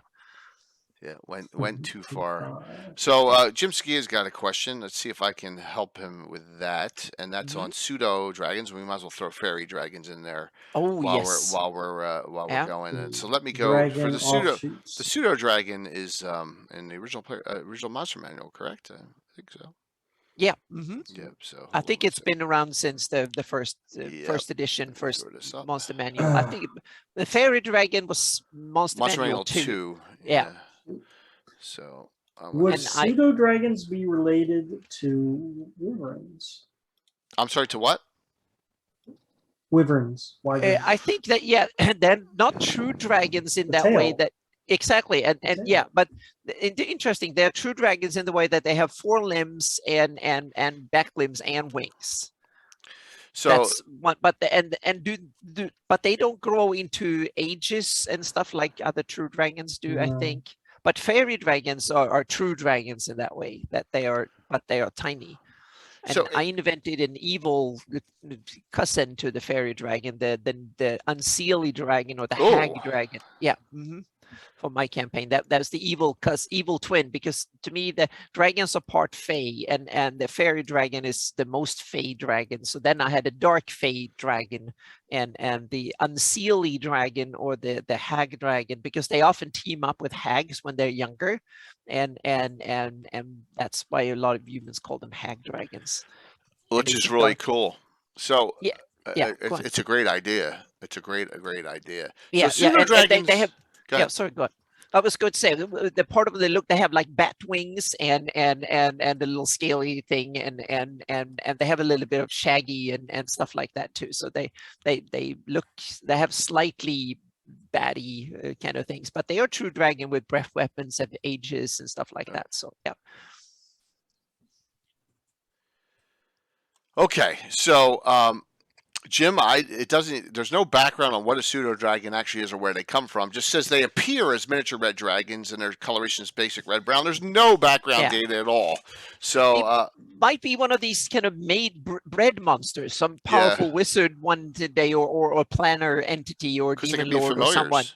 Exactly, bred them or made them, so to speak, or something like that. I have, or maybe they came from in the Feywild. They were something that stayed small and obscure rather than big and powerful. So yeah, you can go either biological or magical, manually bred kind of thing. So Dorgrim says they're in Monster Manual 2E, where they're special as small flying lizards, which that's interesting because Yeah. they're kind of super intelligent. So Exactly. Yeah. yeah. They've formed that they're part of the dragon breed in a way, even more than wyverns, I think. Yeah, I think that they're. Being a familiar, I think that they're maybe even bred. But you, for yeah, some but you can go either way. I think you can either say that they are a bred monster and generated monster, so to speak, or they are a different evolutionary strain. Meaning one of the, like you have the fairy dragon and stuff like that. So yeah. So we can just get a what a determination. I love the fairy dragons, are fantastic. Is it under it's under dragon, isn't it? Yeah, I think it's under dragon. Yeah. So you got the Shadow Dragon and Mist Dragon, which we've already said that there's a lot of Mist Dragons in Greyhawk, right? Yeah, there's some, and Shadow Dragons. There are at least 2 or 3 of them. Really nasty. So they've been around. Yeah. And here's the Fairy Dragon. I need to old man myself. I'll be right back. So you guys can please discuss. Yeah, but it's Shadow Dragons is one of these really cool dragons. I think that's my favorite kind. Yeah. And I made I use as a crossbreed between Shadow and Abyssal Dragons as his gatekeepers of Doraka. So a pair of them. So they are kind of special that way. They're Abyssal. Let's talk about vampire dragons. Yeah, that's kind of so dragons. Well, I guess especially dragons that can shape change into humans. Maybe they can, or elves and others. They can kind of become vampiric that way. Maybe other dragons can become other undead. We know they can be liches. So could a regular dragon be a vampire too? That's kind of nasty enough as they are. So that's some stretching the rules over time, because but it's kind of cool. You can have like, what about dragon ghouls and wights and other ghosts, undead variants of dragons? That will be kind of, think about a bunch of white dragons that are ghoulish. That could be kind of nasty. Now you're getting me going here. I'm this kind of monsters that will be kind of really cool to. What up in the Black Ice, you can find a family or clan of white dragons that are, or ice dragons that are ghoulish or as whites or something that have these kind of capabilities. That would be kind of. Of course, I step away and we see half dragon thrommels in discussion. Of course, can't leave you guys alone for 10 seconds. No, but we talked about undead dragons, like vampire dragons, meaning in Age of Worms, that was that silver dragon that was a vampiric silver dragon. I love that. And then Mike got my brain going on other undead dragons, meaning we have white ghoulish dragons and stuff like that too. I think it's a great direction, especially when there shouldn't be that many dragons that are alive in your campaign because they're so momentous. But undead ones, there should be, they'd probably be all over the place because there's so many of them been killed for certain reasons. It's exactly. Zombie dragons. Like it's perfect. Zombie dragons. You can have like dragons that are white, ghouls and stuff like that. You can even, if you then want to tweak it, you can say that the Shadow Dragon is an undead dragon, not a living one. So that way you can, if you want to, you can kind of tweak the Shadow Dragon into being an undead type of dragon rather than a living one, if you want to. Yeah, no animus dragons, Uncle Fuzz. No, that's too far again. That might be that's more than I would to go, so to speak. But I can definitely see various types of undead dragons, like white, ghoulish, shadowy, and stuff like that. That's something I could definitely want to. The Shadow Dragons are not undead. No, but it will be kind of cool. You can, if you want to, you can kind of think of a Shadow Dragon that is kind of tweaked to be, exactly, a literal Shadow Dragon that will be an undead dragon, so to speak. When vampires turn into bats, it's because they can't fly. If a dragon is a vampire, what does it turn into? A mobat. That's or doom bat or whatever they're called, so to speak, with a breath weapon. Yeah. So it appears. Well, I'll get this book on Friday and I'll look through it, and it appears there'll be some good things. Now, some. Hey, if it gives me a thought process on something. And hang on a second. You have something that looks like a Hydra. Or hydras are not related to dragons. They're just lizard-like, I guess, both of them. So maybe ancient related. Great idea, Ilmavor. Lavelle.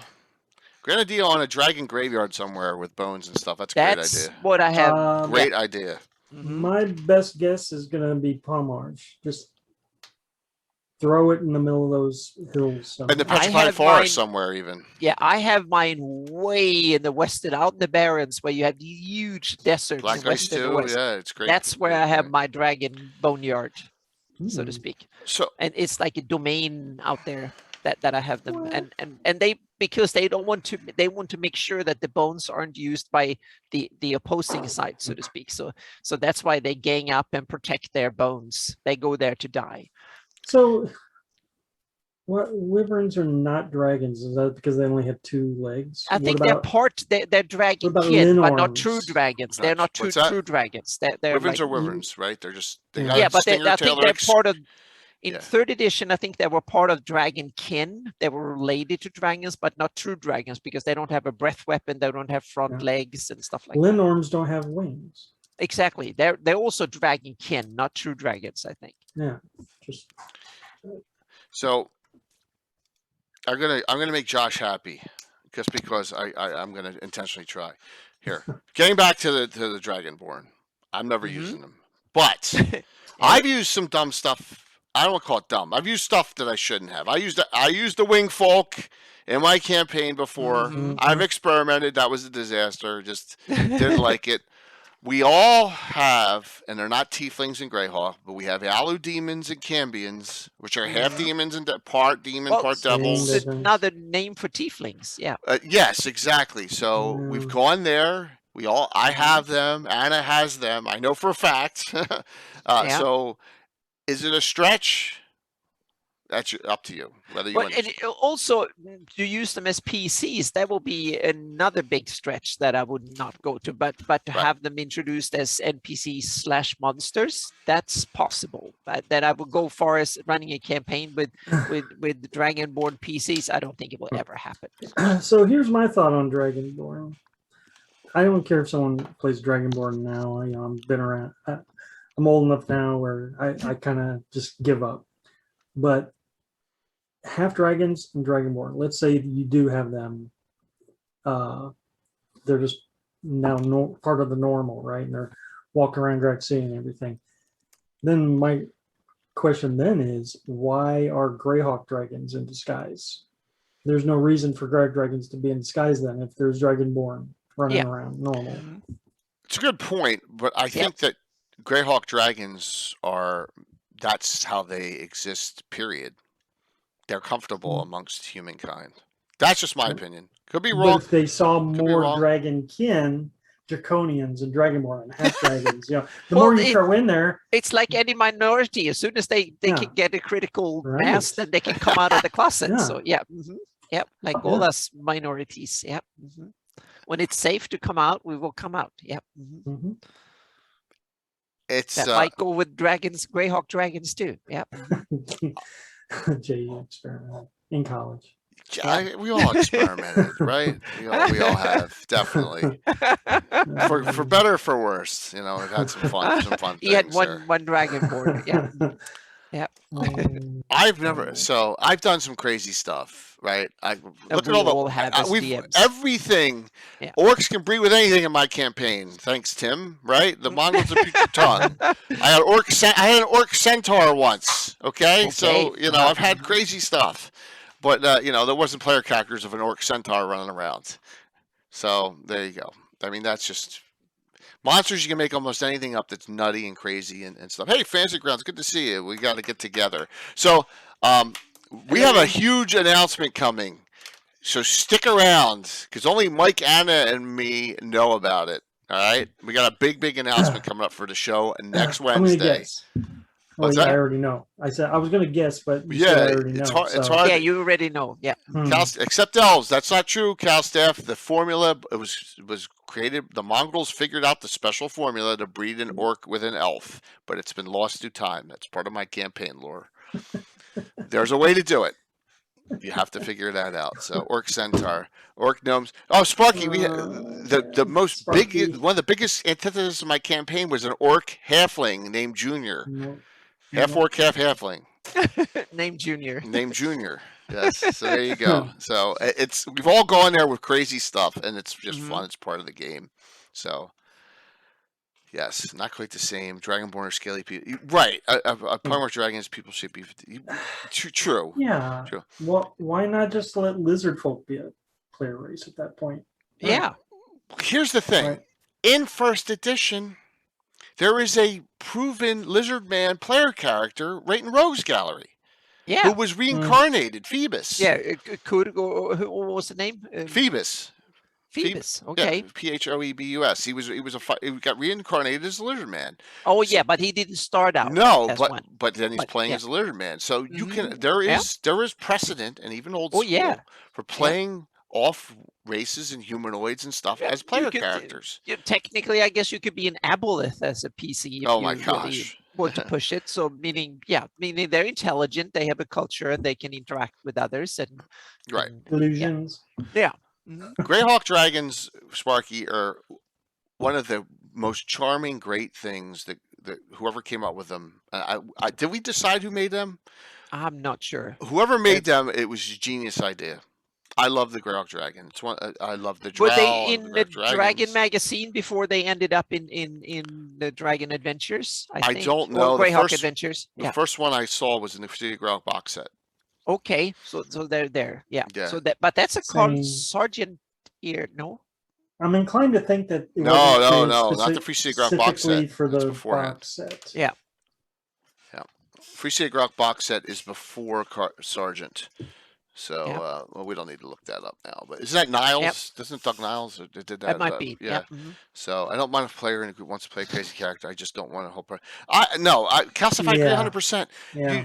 So like whenever special people play in my campaign, they're playing the base races that we use all the time. I agree 100%. Mm-hmm. I'm just not being Mr. Closed-minded. Okay. Maybe I'm more close-minded in my games than I'm outside of them. That's the thing. I'm more conservative in my games than I am in real life. Yeah. Mm-hmm. You need to do, as a DM, you need to judge for yourself what makes sense in your game, not to ruin your game. We all know DMing is about balance, and sometimes it gets off balance, and you have to. You do not want, and this is what happened with Wingfolk. Flying characters was a disaster. Mm-hmm. It changed the whole dynamic on combat immediately, and it was so. Yeah. Yep. For me, it's up to which campaign. Meaning now in Shieldland's campaign, it's all humans. That's it, so to speak. All PCs are humans. No dwarves. Exactly. No dwarves, no elves, no nothing else. Okay. I simply say it's all humans because that's where we started. So for me, it will be per campaign basis, much more, so to speak. I might want to run something that is way more elven based, and then might be elves, half elves, and other related gnomes and whatnot. And then I never run a dwarven centric campaign. I might want to do that or something. But this one is human centric from the PC's perspective. Yeah, Josh, and I understand that, Josh. You want your kids and you want the next generation to want to enjoy to play the game and not put limitations on them. I'll tell you this: in our kids' game with my son, Bill's son, and Tim's son, we have never had that problem. But maybe that's probably because they watch us play, right? Mm-hmm. And that's where they come. And so we have humans, half elves, the same whole deal.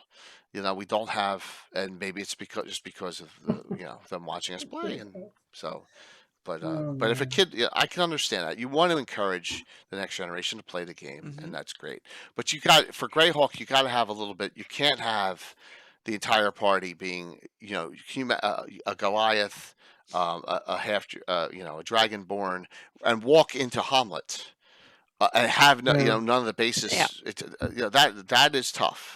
In my opinion, that would be tough if you're starting in 569 at the Battle of Emerald Meadows to have them show up and start fighting. They don't want to see a half orc even. Yeah, half orc, half lurker. Now you're getting a little crazy out there. Yeah, wild magic surges. So sure, I agree. Wild magic surges are like reincarnate spells. They add a lot of roleplay opportunities. Walt has a wild mage whose skin is red because of a wild mage surge, and that's how he started the character off, and bald.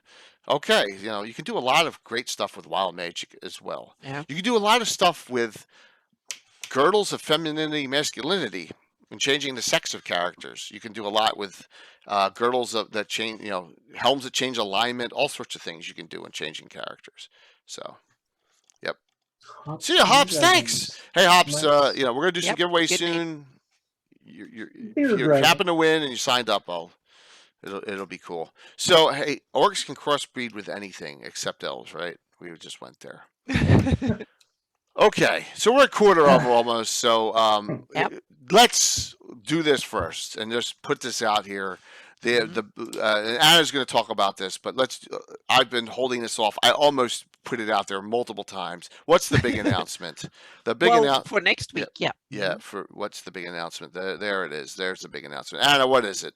We have Darlene as our guest. Yay! Yep. We have Darlene on Legends of Lore next week. Yep. Mm-hmm. The creator of the original Greyhawk map and some other great Yep. things. Mm-hmm. So Yep. there you go. So Darlene, yes, it has happened. Yes, Darlene is so coming. we really hope that he will plan out, but she agreed to come on the show next week and all that. So yep. Yes, so next week will be special guest Darlene. That's the only title I have And come I've up heard with there. So. I had the pleasure of I've met her several times at GaryCon and Twice. she also exactly and she also had a seminar at GaryCon I think 3-4 years ago now that she had a seminar and there she talked a little bit about the story behind and how she did the Greyhawk map, and that was a fantastic story. So we need to everyone on the show that's something. Yeah, exactly. We need to ask her about that because that was a fascinating story and very interesting. So yeah. Mm-hmm. So that is great news for next week's Legends and Lore. So very exciting, and we're actually planned a week ahead. Which is good. Yep. So yes, and that is that we'll talk about this in a second. Next week is a monster week of shows. A lot of shows going on. So we'll talk about that in a second. But I wanted to get that out there because it was burning a hole in my pocket there to pull that out. So and we'll talk about some of that other things going on in a second there. Mike, what is going on? What do you got? What do you got cracking? Look, just 2 hours. Still gaming in the world of Greyhawk, got no other big announcements or things going on. Let's see. I'm still looking forward to GaryCon, which will be another place I'm sure Darlene will be at. So I hope so. We'll talk about that next week. Mm-hmm. Yep. Otherwise, I also like to thank Eric Mona for popping in. I'm sure he's lurking now. I know he's still in there, and I really appreciate it. Yeah. So so that was awesome. Boost. Eric is such a supporter of the community. Think about this. He has another company to run. He has Ansalam. He has the whole world of, it's just fantastic with Pathfinder, but he still finds the time to hang out with us, which is really, really cool. Mm-hmm. And I will tell the little secret side story tonight, too, about how I'm putting Venerian Vord into the other group. So that'll be blast as well. Getting his legend grows. Yes. So very cool, Mike. Thanks a lot. And so last thing, any inklings yet over the holidays? Throwing out number 1001 blog. Oh, Yeah. I haven't really. Nothing's really hit me yet. You would think one of these 5 ebooks would have done it. Tasha's, Mordenkainen. Right. When you get Fitzbun, it might be. Fitzbun, you think one of those books would have spurred me to write something, but no. Sadly, I'm still. They have retired. to put up something real crappy. That way you will tell them straight in your blog. Yeah. Well, we'll see. We'll see. Things always change, right? Yep. There's always a possibility. Mm-hmm. So, but hopefully, Warduke and his new adventures. Yeah. I don't know. Warduke and his new something something that maybe is very silly, and you're like, you know what, this is good. I'll throw this out there. You never know. But meantime, we have other people picking up the slack. David's picking up slack. Will, we got a lot of other people that are picking up slack. I will definitely have to do something by GaryCon, though, because March would be then the 1 year anniversary of me Of the going on retirement, yeah. vacation. Exactly. Well, So you have to, yeah. Yeah. So note the following at GaryCon. I don't know if it'll be live stream or not. I can't tell you that. I can't tell you anything that's going on in that. Right, Josh? But we have a Legends and Lore live at we'll be there running a Legends and Lore It'll episode. be a special edition live. Special yeah. edition live. Yeah. And a fantasy mapping show, special edition live. I think the fantasy mapping show is Friday, and I think Legends Lore is Thursday. Okay. So, well, we're there. So, yep. Okay. Which I'm would be just trying to think. There's okay. What? No, I Okay. didn't know if I was going to be there for the whole thing. I'm sure I'll be there Thursday and Friday. Yep. Yeah. So, Okay. and yes, Egg Wolf is a major player in Wild, but please no more Egg Wolf. I agree, Gary. It's overdone. It's like it's like those TV shows. It's like Highlander. Leave it at the one movie. We don't need the quickening. We don't need Highlander 3. We don't need Endgame too much. We don't need leave it alone. So, all right. So Anna, what's going on? A whole bunch. It's a lot of things going on. I just posted on my Patreon blog the first batch of like 10 or so heraldry, the new kind of refined heraldry that is kind of spiced up and look much better. It's the same shields. I just tried to make them look prettier and more like they would look on a real shield, a real heraldry. There will be a batch coming every week or so of about 5 or 10 or 15 or how many I have the chance to do that week. And for those who wondered, because I always would say, oh, where's Viluna and I'm doing them in alphabetical order. So I started from A. Abara was the first one, and I'm moving on. I'm in the B's now, I think, and the C's maybe. So I'm moving down the letters, so to speak. So I make sure that I get them all that I've done before. So that coming. And then on Friday, there will be a mapping live show on 6 o'clock again, between 6 and 8. And I have to cut it at 8 because I have a game session that I'm going to run on Friday between 8 and 10 afterwards, or 8 to 11 or whenever it be. So I have to cut it so there will be 2 hours, and it will be game prep. I will do various mapping and stuff for my game session. So there will be some local mapping, some regional mapping, and stuff like that. That I think will be. It might be something else, but we'll see. That's what I plan to do on my live streaming. So there will be some other touch up in Photoshop and various other things like that. And then there is a huge sneak peek is coming in maybe a day, maybe a couple of days. I need to work a little bit more on it. Probably the biggest thing I've done for Greyhawk in 20 years. Wow. It's going to be dumped soon. Will be some sneak peeks for my top patrons only this time. Ooh. The first sneak peek will be for my $5 a month patrons. We'll get a little sneak peek and at something that will come with the Atlas in 2021 Atlas. Oh wow! And it's a big one. It's the biggest in 20 years by far. And it's cool. I've worked on it for 6 months and I haven't told anyone. I spilled the beans to a couple of people yesterday. That was the first one. Otherwise, I haven't told anyone, so to speak. So it's been gone in the background. So at the beginning, it was just a test to see if it could be done quickly and high quality. And my Photoshop skills are I'm starting to get my mojo. So it actually is starting to look good. So I'm like 80% done with the terrain now. So it's coming. So yeah. So it's going to be kind of a cool thing. So yeah. Awesome. So that's coming, a sneak peek, and it will be more in a few weeks when I have the terrain probably done, so to speak. And then we'll be up to Dwayne to put a lot of settlements and names and stuff for the index. So I'm sorry, Dwayne, there will be more stuff coming for the Atlas. The Atlas will be bigger this year. That was one of the reasons I wanted to skip the heraldry. There will be enough pages and stuff in it anyway. So it's kind of, yeah. I'm excited about that heraldry you're doing. I mean, oh really. Yeah, that's cool. That's something for spring to do. Yeah, And wow. Yeah. Yeah, it's really awesome. Yep. So we can see if we can do some T-shirts or something like that, maybe, or some print stuff or something of it, because these are actually quality enough to be printed large if need be. So Well, I'm thinking, yeah. So we'll wow, that would see be what we can. a What new we can. We'll see. generation of. Yeah. Yeah, I'd love to see that.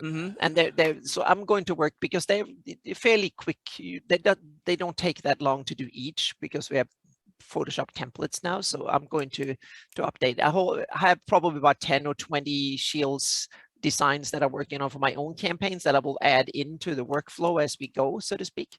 So they're coming too. So yeah, it's basically, and I will have Awesome. two character parties in my campaign for a while, so to speak. So one will start on Friday, and they will actually start at second level. Yeah, just to, so that my first party, I'm sorry. Yeah, so I will start them at, no, we will start at first level, and then they hopefully be second level fairly soon. So we'll see.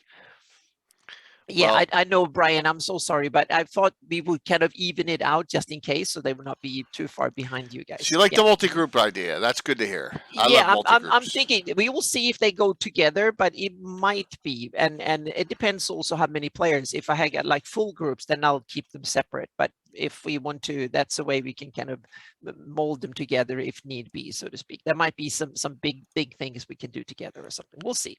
Yeah. So Yes, yeah, 8 on all abilities. Yep. someone just asked a question. I'm going to put it up here. All right, I'm going to answer that question, Bloodwild, real quick. I had this made for PAX Unplugged, and Walt said, "Why don't you put the sponsors on there too?" I was like, "That's a great idea." So I got a banner made up and it has 42 on there because I'm not printing out new cards and all new stuff right off and then switching it at the end of the year, right, from 41 to 42. I usually do it in the year. I do it in 2022, but I'm getting ready for the 42. All my cards, if you get a card now, I ran out of the old cards, and they didn't even have 41s. I think they had 40s on them. So now I'm doing everything has a 42 on it. Officially, the logo will change first of the year over to 42. But that answers. Yep. Hopefully that answers your question. Yes. So this banner will be at PAX Unplugged on the wall wherever I'm DMing. Which Anna remembers in 2019. So, but got the brand new one all set to go. Good question. All right. So tomorrow night is our annual Halloween special. Whether it goes 2 weeks or not, I'm not sure, because I don't know if I'm going to kill everyone off in the first hour or not. So I don't know if it's going to be 1 week or 2 week, but it starts tomorrow. I'm really excited about this, and if you've seen the posts, a record number of likes, like the Reaper, I think there's almost up to 300 likes on the content that Bill has put together. It is just some unbelievable. We have some unbelievable terrain for the Mysteries of the Overgord tomorrow night. These pieces are unbelievable. This, Witch's Hut, that was done. Look at there's even a inside, it opens up. I mean, it's just a crazy. And then we got a dilapidated shack with some other fun things here. So you're gonna see some really great terrain tomorrow night. Thanks, Jason, for this, and we're going to be doing Infinite Dimensions giveaways. So the entire furniture set, which look at all that cool stuff in STL, and the wall bundle will be the two giveaway items. You can never have enough STL walls. Some really nice things going to be given away by Infinite Dimensions Games, and there's a nice larger pick of the area. So I am trying to create its due the Overgord into Greyhawk lore, my Greyhawk lore. It's not the Great Pumpkin there, but it's something that's fun that was created in Reaper. Over 3 years this has been in production. Finally to get to this point, and we have it all ready to go, and I'm excited about just playing and having fun with it and see what happens. So that is tomorrow night. Note there is no legend. There's no Gabbin on Sunday. I think I'll just skip a week and take a break from Gabbin. Trick or treating's that night, and so it's become. I still think Mike Disney he did Bloodwild, didn't he? He knocked it out of the park with that. So speaking of Mike Disney, the week after next week, you have Darlene. We have an adventure on Thursday. Then we have a doubleheader on Saturday. We got Tim's Barbarian game that morning of that Saturday, November 6th, 9 a.m. That'll run about 5 hours to 2. That's 5 hours, right? Get a couple hour break, and then I'm sorry, I rushed this. And I just threw Eric's name up where yours was. I apologize because I just was like, I got to get this put together. So we have Ed, Tony, Anna, Eric, Stella Luna, Eric Boyd, Mike Disney playing Awesome. in. What a game this is going to be. So here's the little secret. I don't know if Eric's still on, but Venarium Vord. You know he's a troublemaker all the time, Relish as. And Anna's character and Stella's character both played in Gargoyle with Venarium Vord. So in their travels after Gargoyle, Venarium got in a little bit of trouble. I'm not going into the detail. Venarium can decide. Venarium got drained levels, and he's down to 5th level. So he's now back down to 5th level character, but has the capability of maybe getting his levels back somehow. And he's searching for this, and he's going to meet up with Ed Greenwood's group, Ravalantar, and the 2 drink minimum group, and we're going to see if they can mutually benefit each other in this adventure, which will be fun because for that crossover. So very cool, and that will be on Saturday, and then the Saturday after that we have another special, which I don't have that banner here, but we got a whole bunch of new players there. We got a lot of cool stuff going on. So, but note, mega streams. Well, 5 streams. Gargoyles with, yes, they are, Balfron. Gargoyles with detachable wings technically are canon now with the adventure Gargoyle. Unfortunately. So 5 streams next week. It'll be a jam-packed week of streams. Please come on tomorrow night and hang out and have fun with the game. However it goes, I don't know what's going to happen. I've done up my own abilities and powers for the Overgord, and the story behind it's kind of maybe a little hokey and a little predictable, but it's a Halloween. Oh, it's in Sleepy Mill, by the way, is the name of the town in the Principality of Ulick. Because it's got to be Sleepy something, right? So there you go. All right. Let's do the giveaways, and then we'll go. And Stella's birthday was yesterday. We ran 12 hours of streams, so we're going to raid into Stella and say happy belated birthday to her. Last call for the giveaways. If you want to sign up, please do right now. Let me get this ready. Last call. We're going to do the $25 gift certificate, and then we'll also do the reprint of Vault of the Dracolich, which I'll get out to whoever the second winner is. Alrighty. And we'll do that, and then we'll have at least 3 giveaways tomorrow night, 2 Infinite Dimensions, and another Overgord sign print tomorrow night as well. Joe, I think you're in too. You're definitely already in here. I saw you. Alrighty, gonna close this out. Yes, you are. All right, closing it out. The winner. I'm assuming you want the $25 gift certificate, but if so Orion Noir, there you go. Hey. There you go. Yeah. Orion Noir. Congratulations. Yep. All right.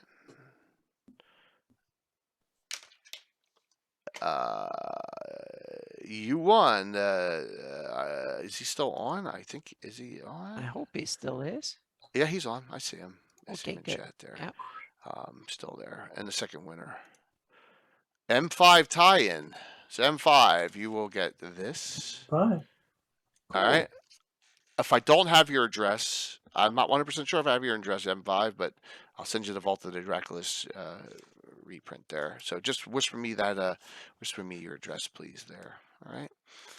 Thanks everyone for another great Anna, Mike. What a good show. We bounced around, and that's what I love. We bounced around more than usual. I'm sorry. And we No, already it was have a great. topic for next week. Yep. Yes, I think it was a really good discussion, and we talked about a lot of different topics and just didn't go, here's a green dragon, here's a red dragon. We didn't do any of that, which is really cool. No, we went all over the place. Yeah, and all over the place I think is good because everyone gets a little bit and piece of what they needed out of it. So I'm going to stop talking here. I'm going to raid, and look at that, 10:03. This is like an early finish for us Nice. on a Wednesday night. I'm going to raid into Stella. Just say happy belated birthday. Mhm. And I'll see you tomorrow night. All right, 7:30. All right, here we go. Setting the raid up. Yes, whetting the appetite, or scribe. That's a great way of saying it. Thank you, Kitty. Yeah.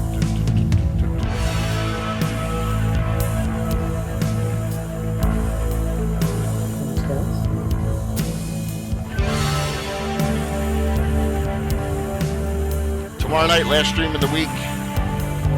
Cool. 66, 67, 68. Awesome. Yeah. 5, 4, 3, 2, 1. See you tomorrow night. Everyone have a good night.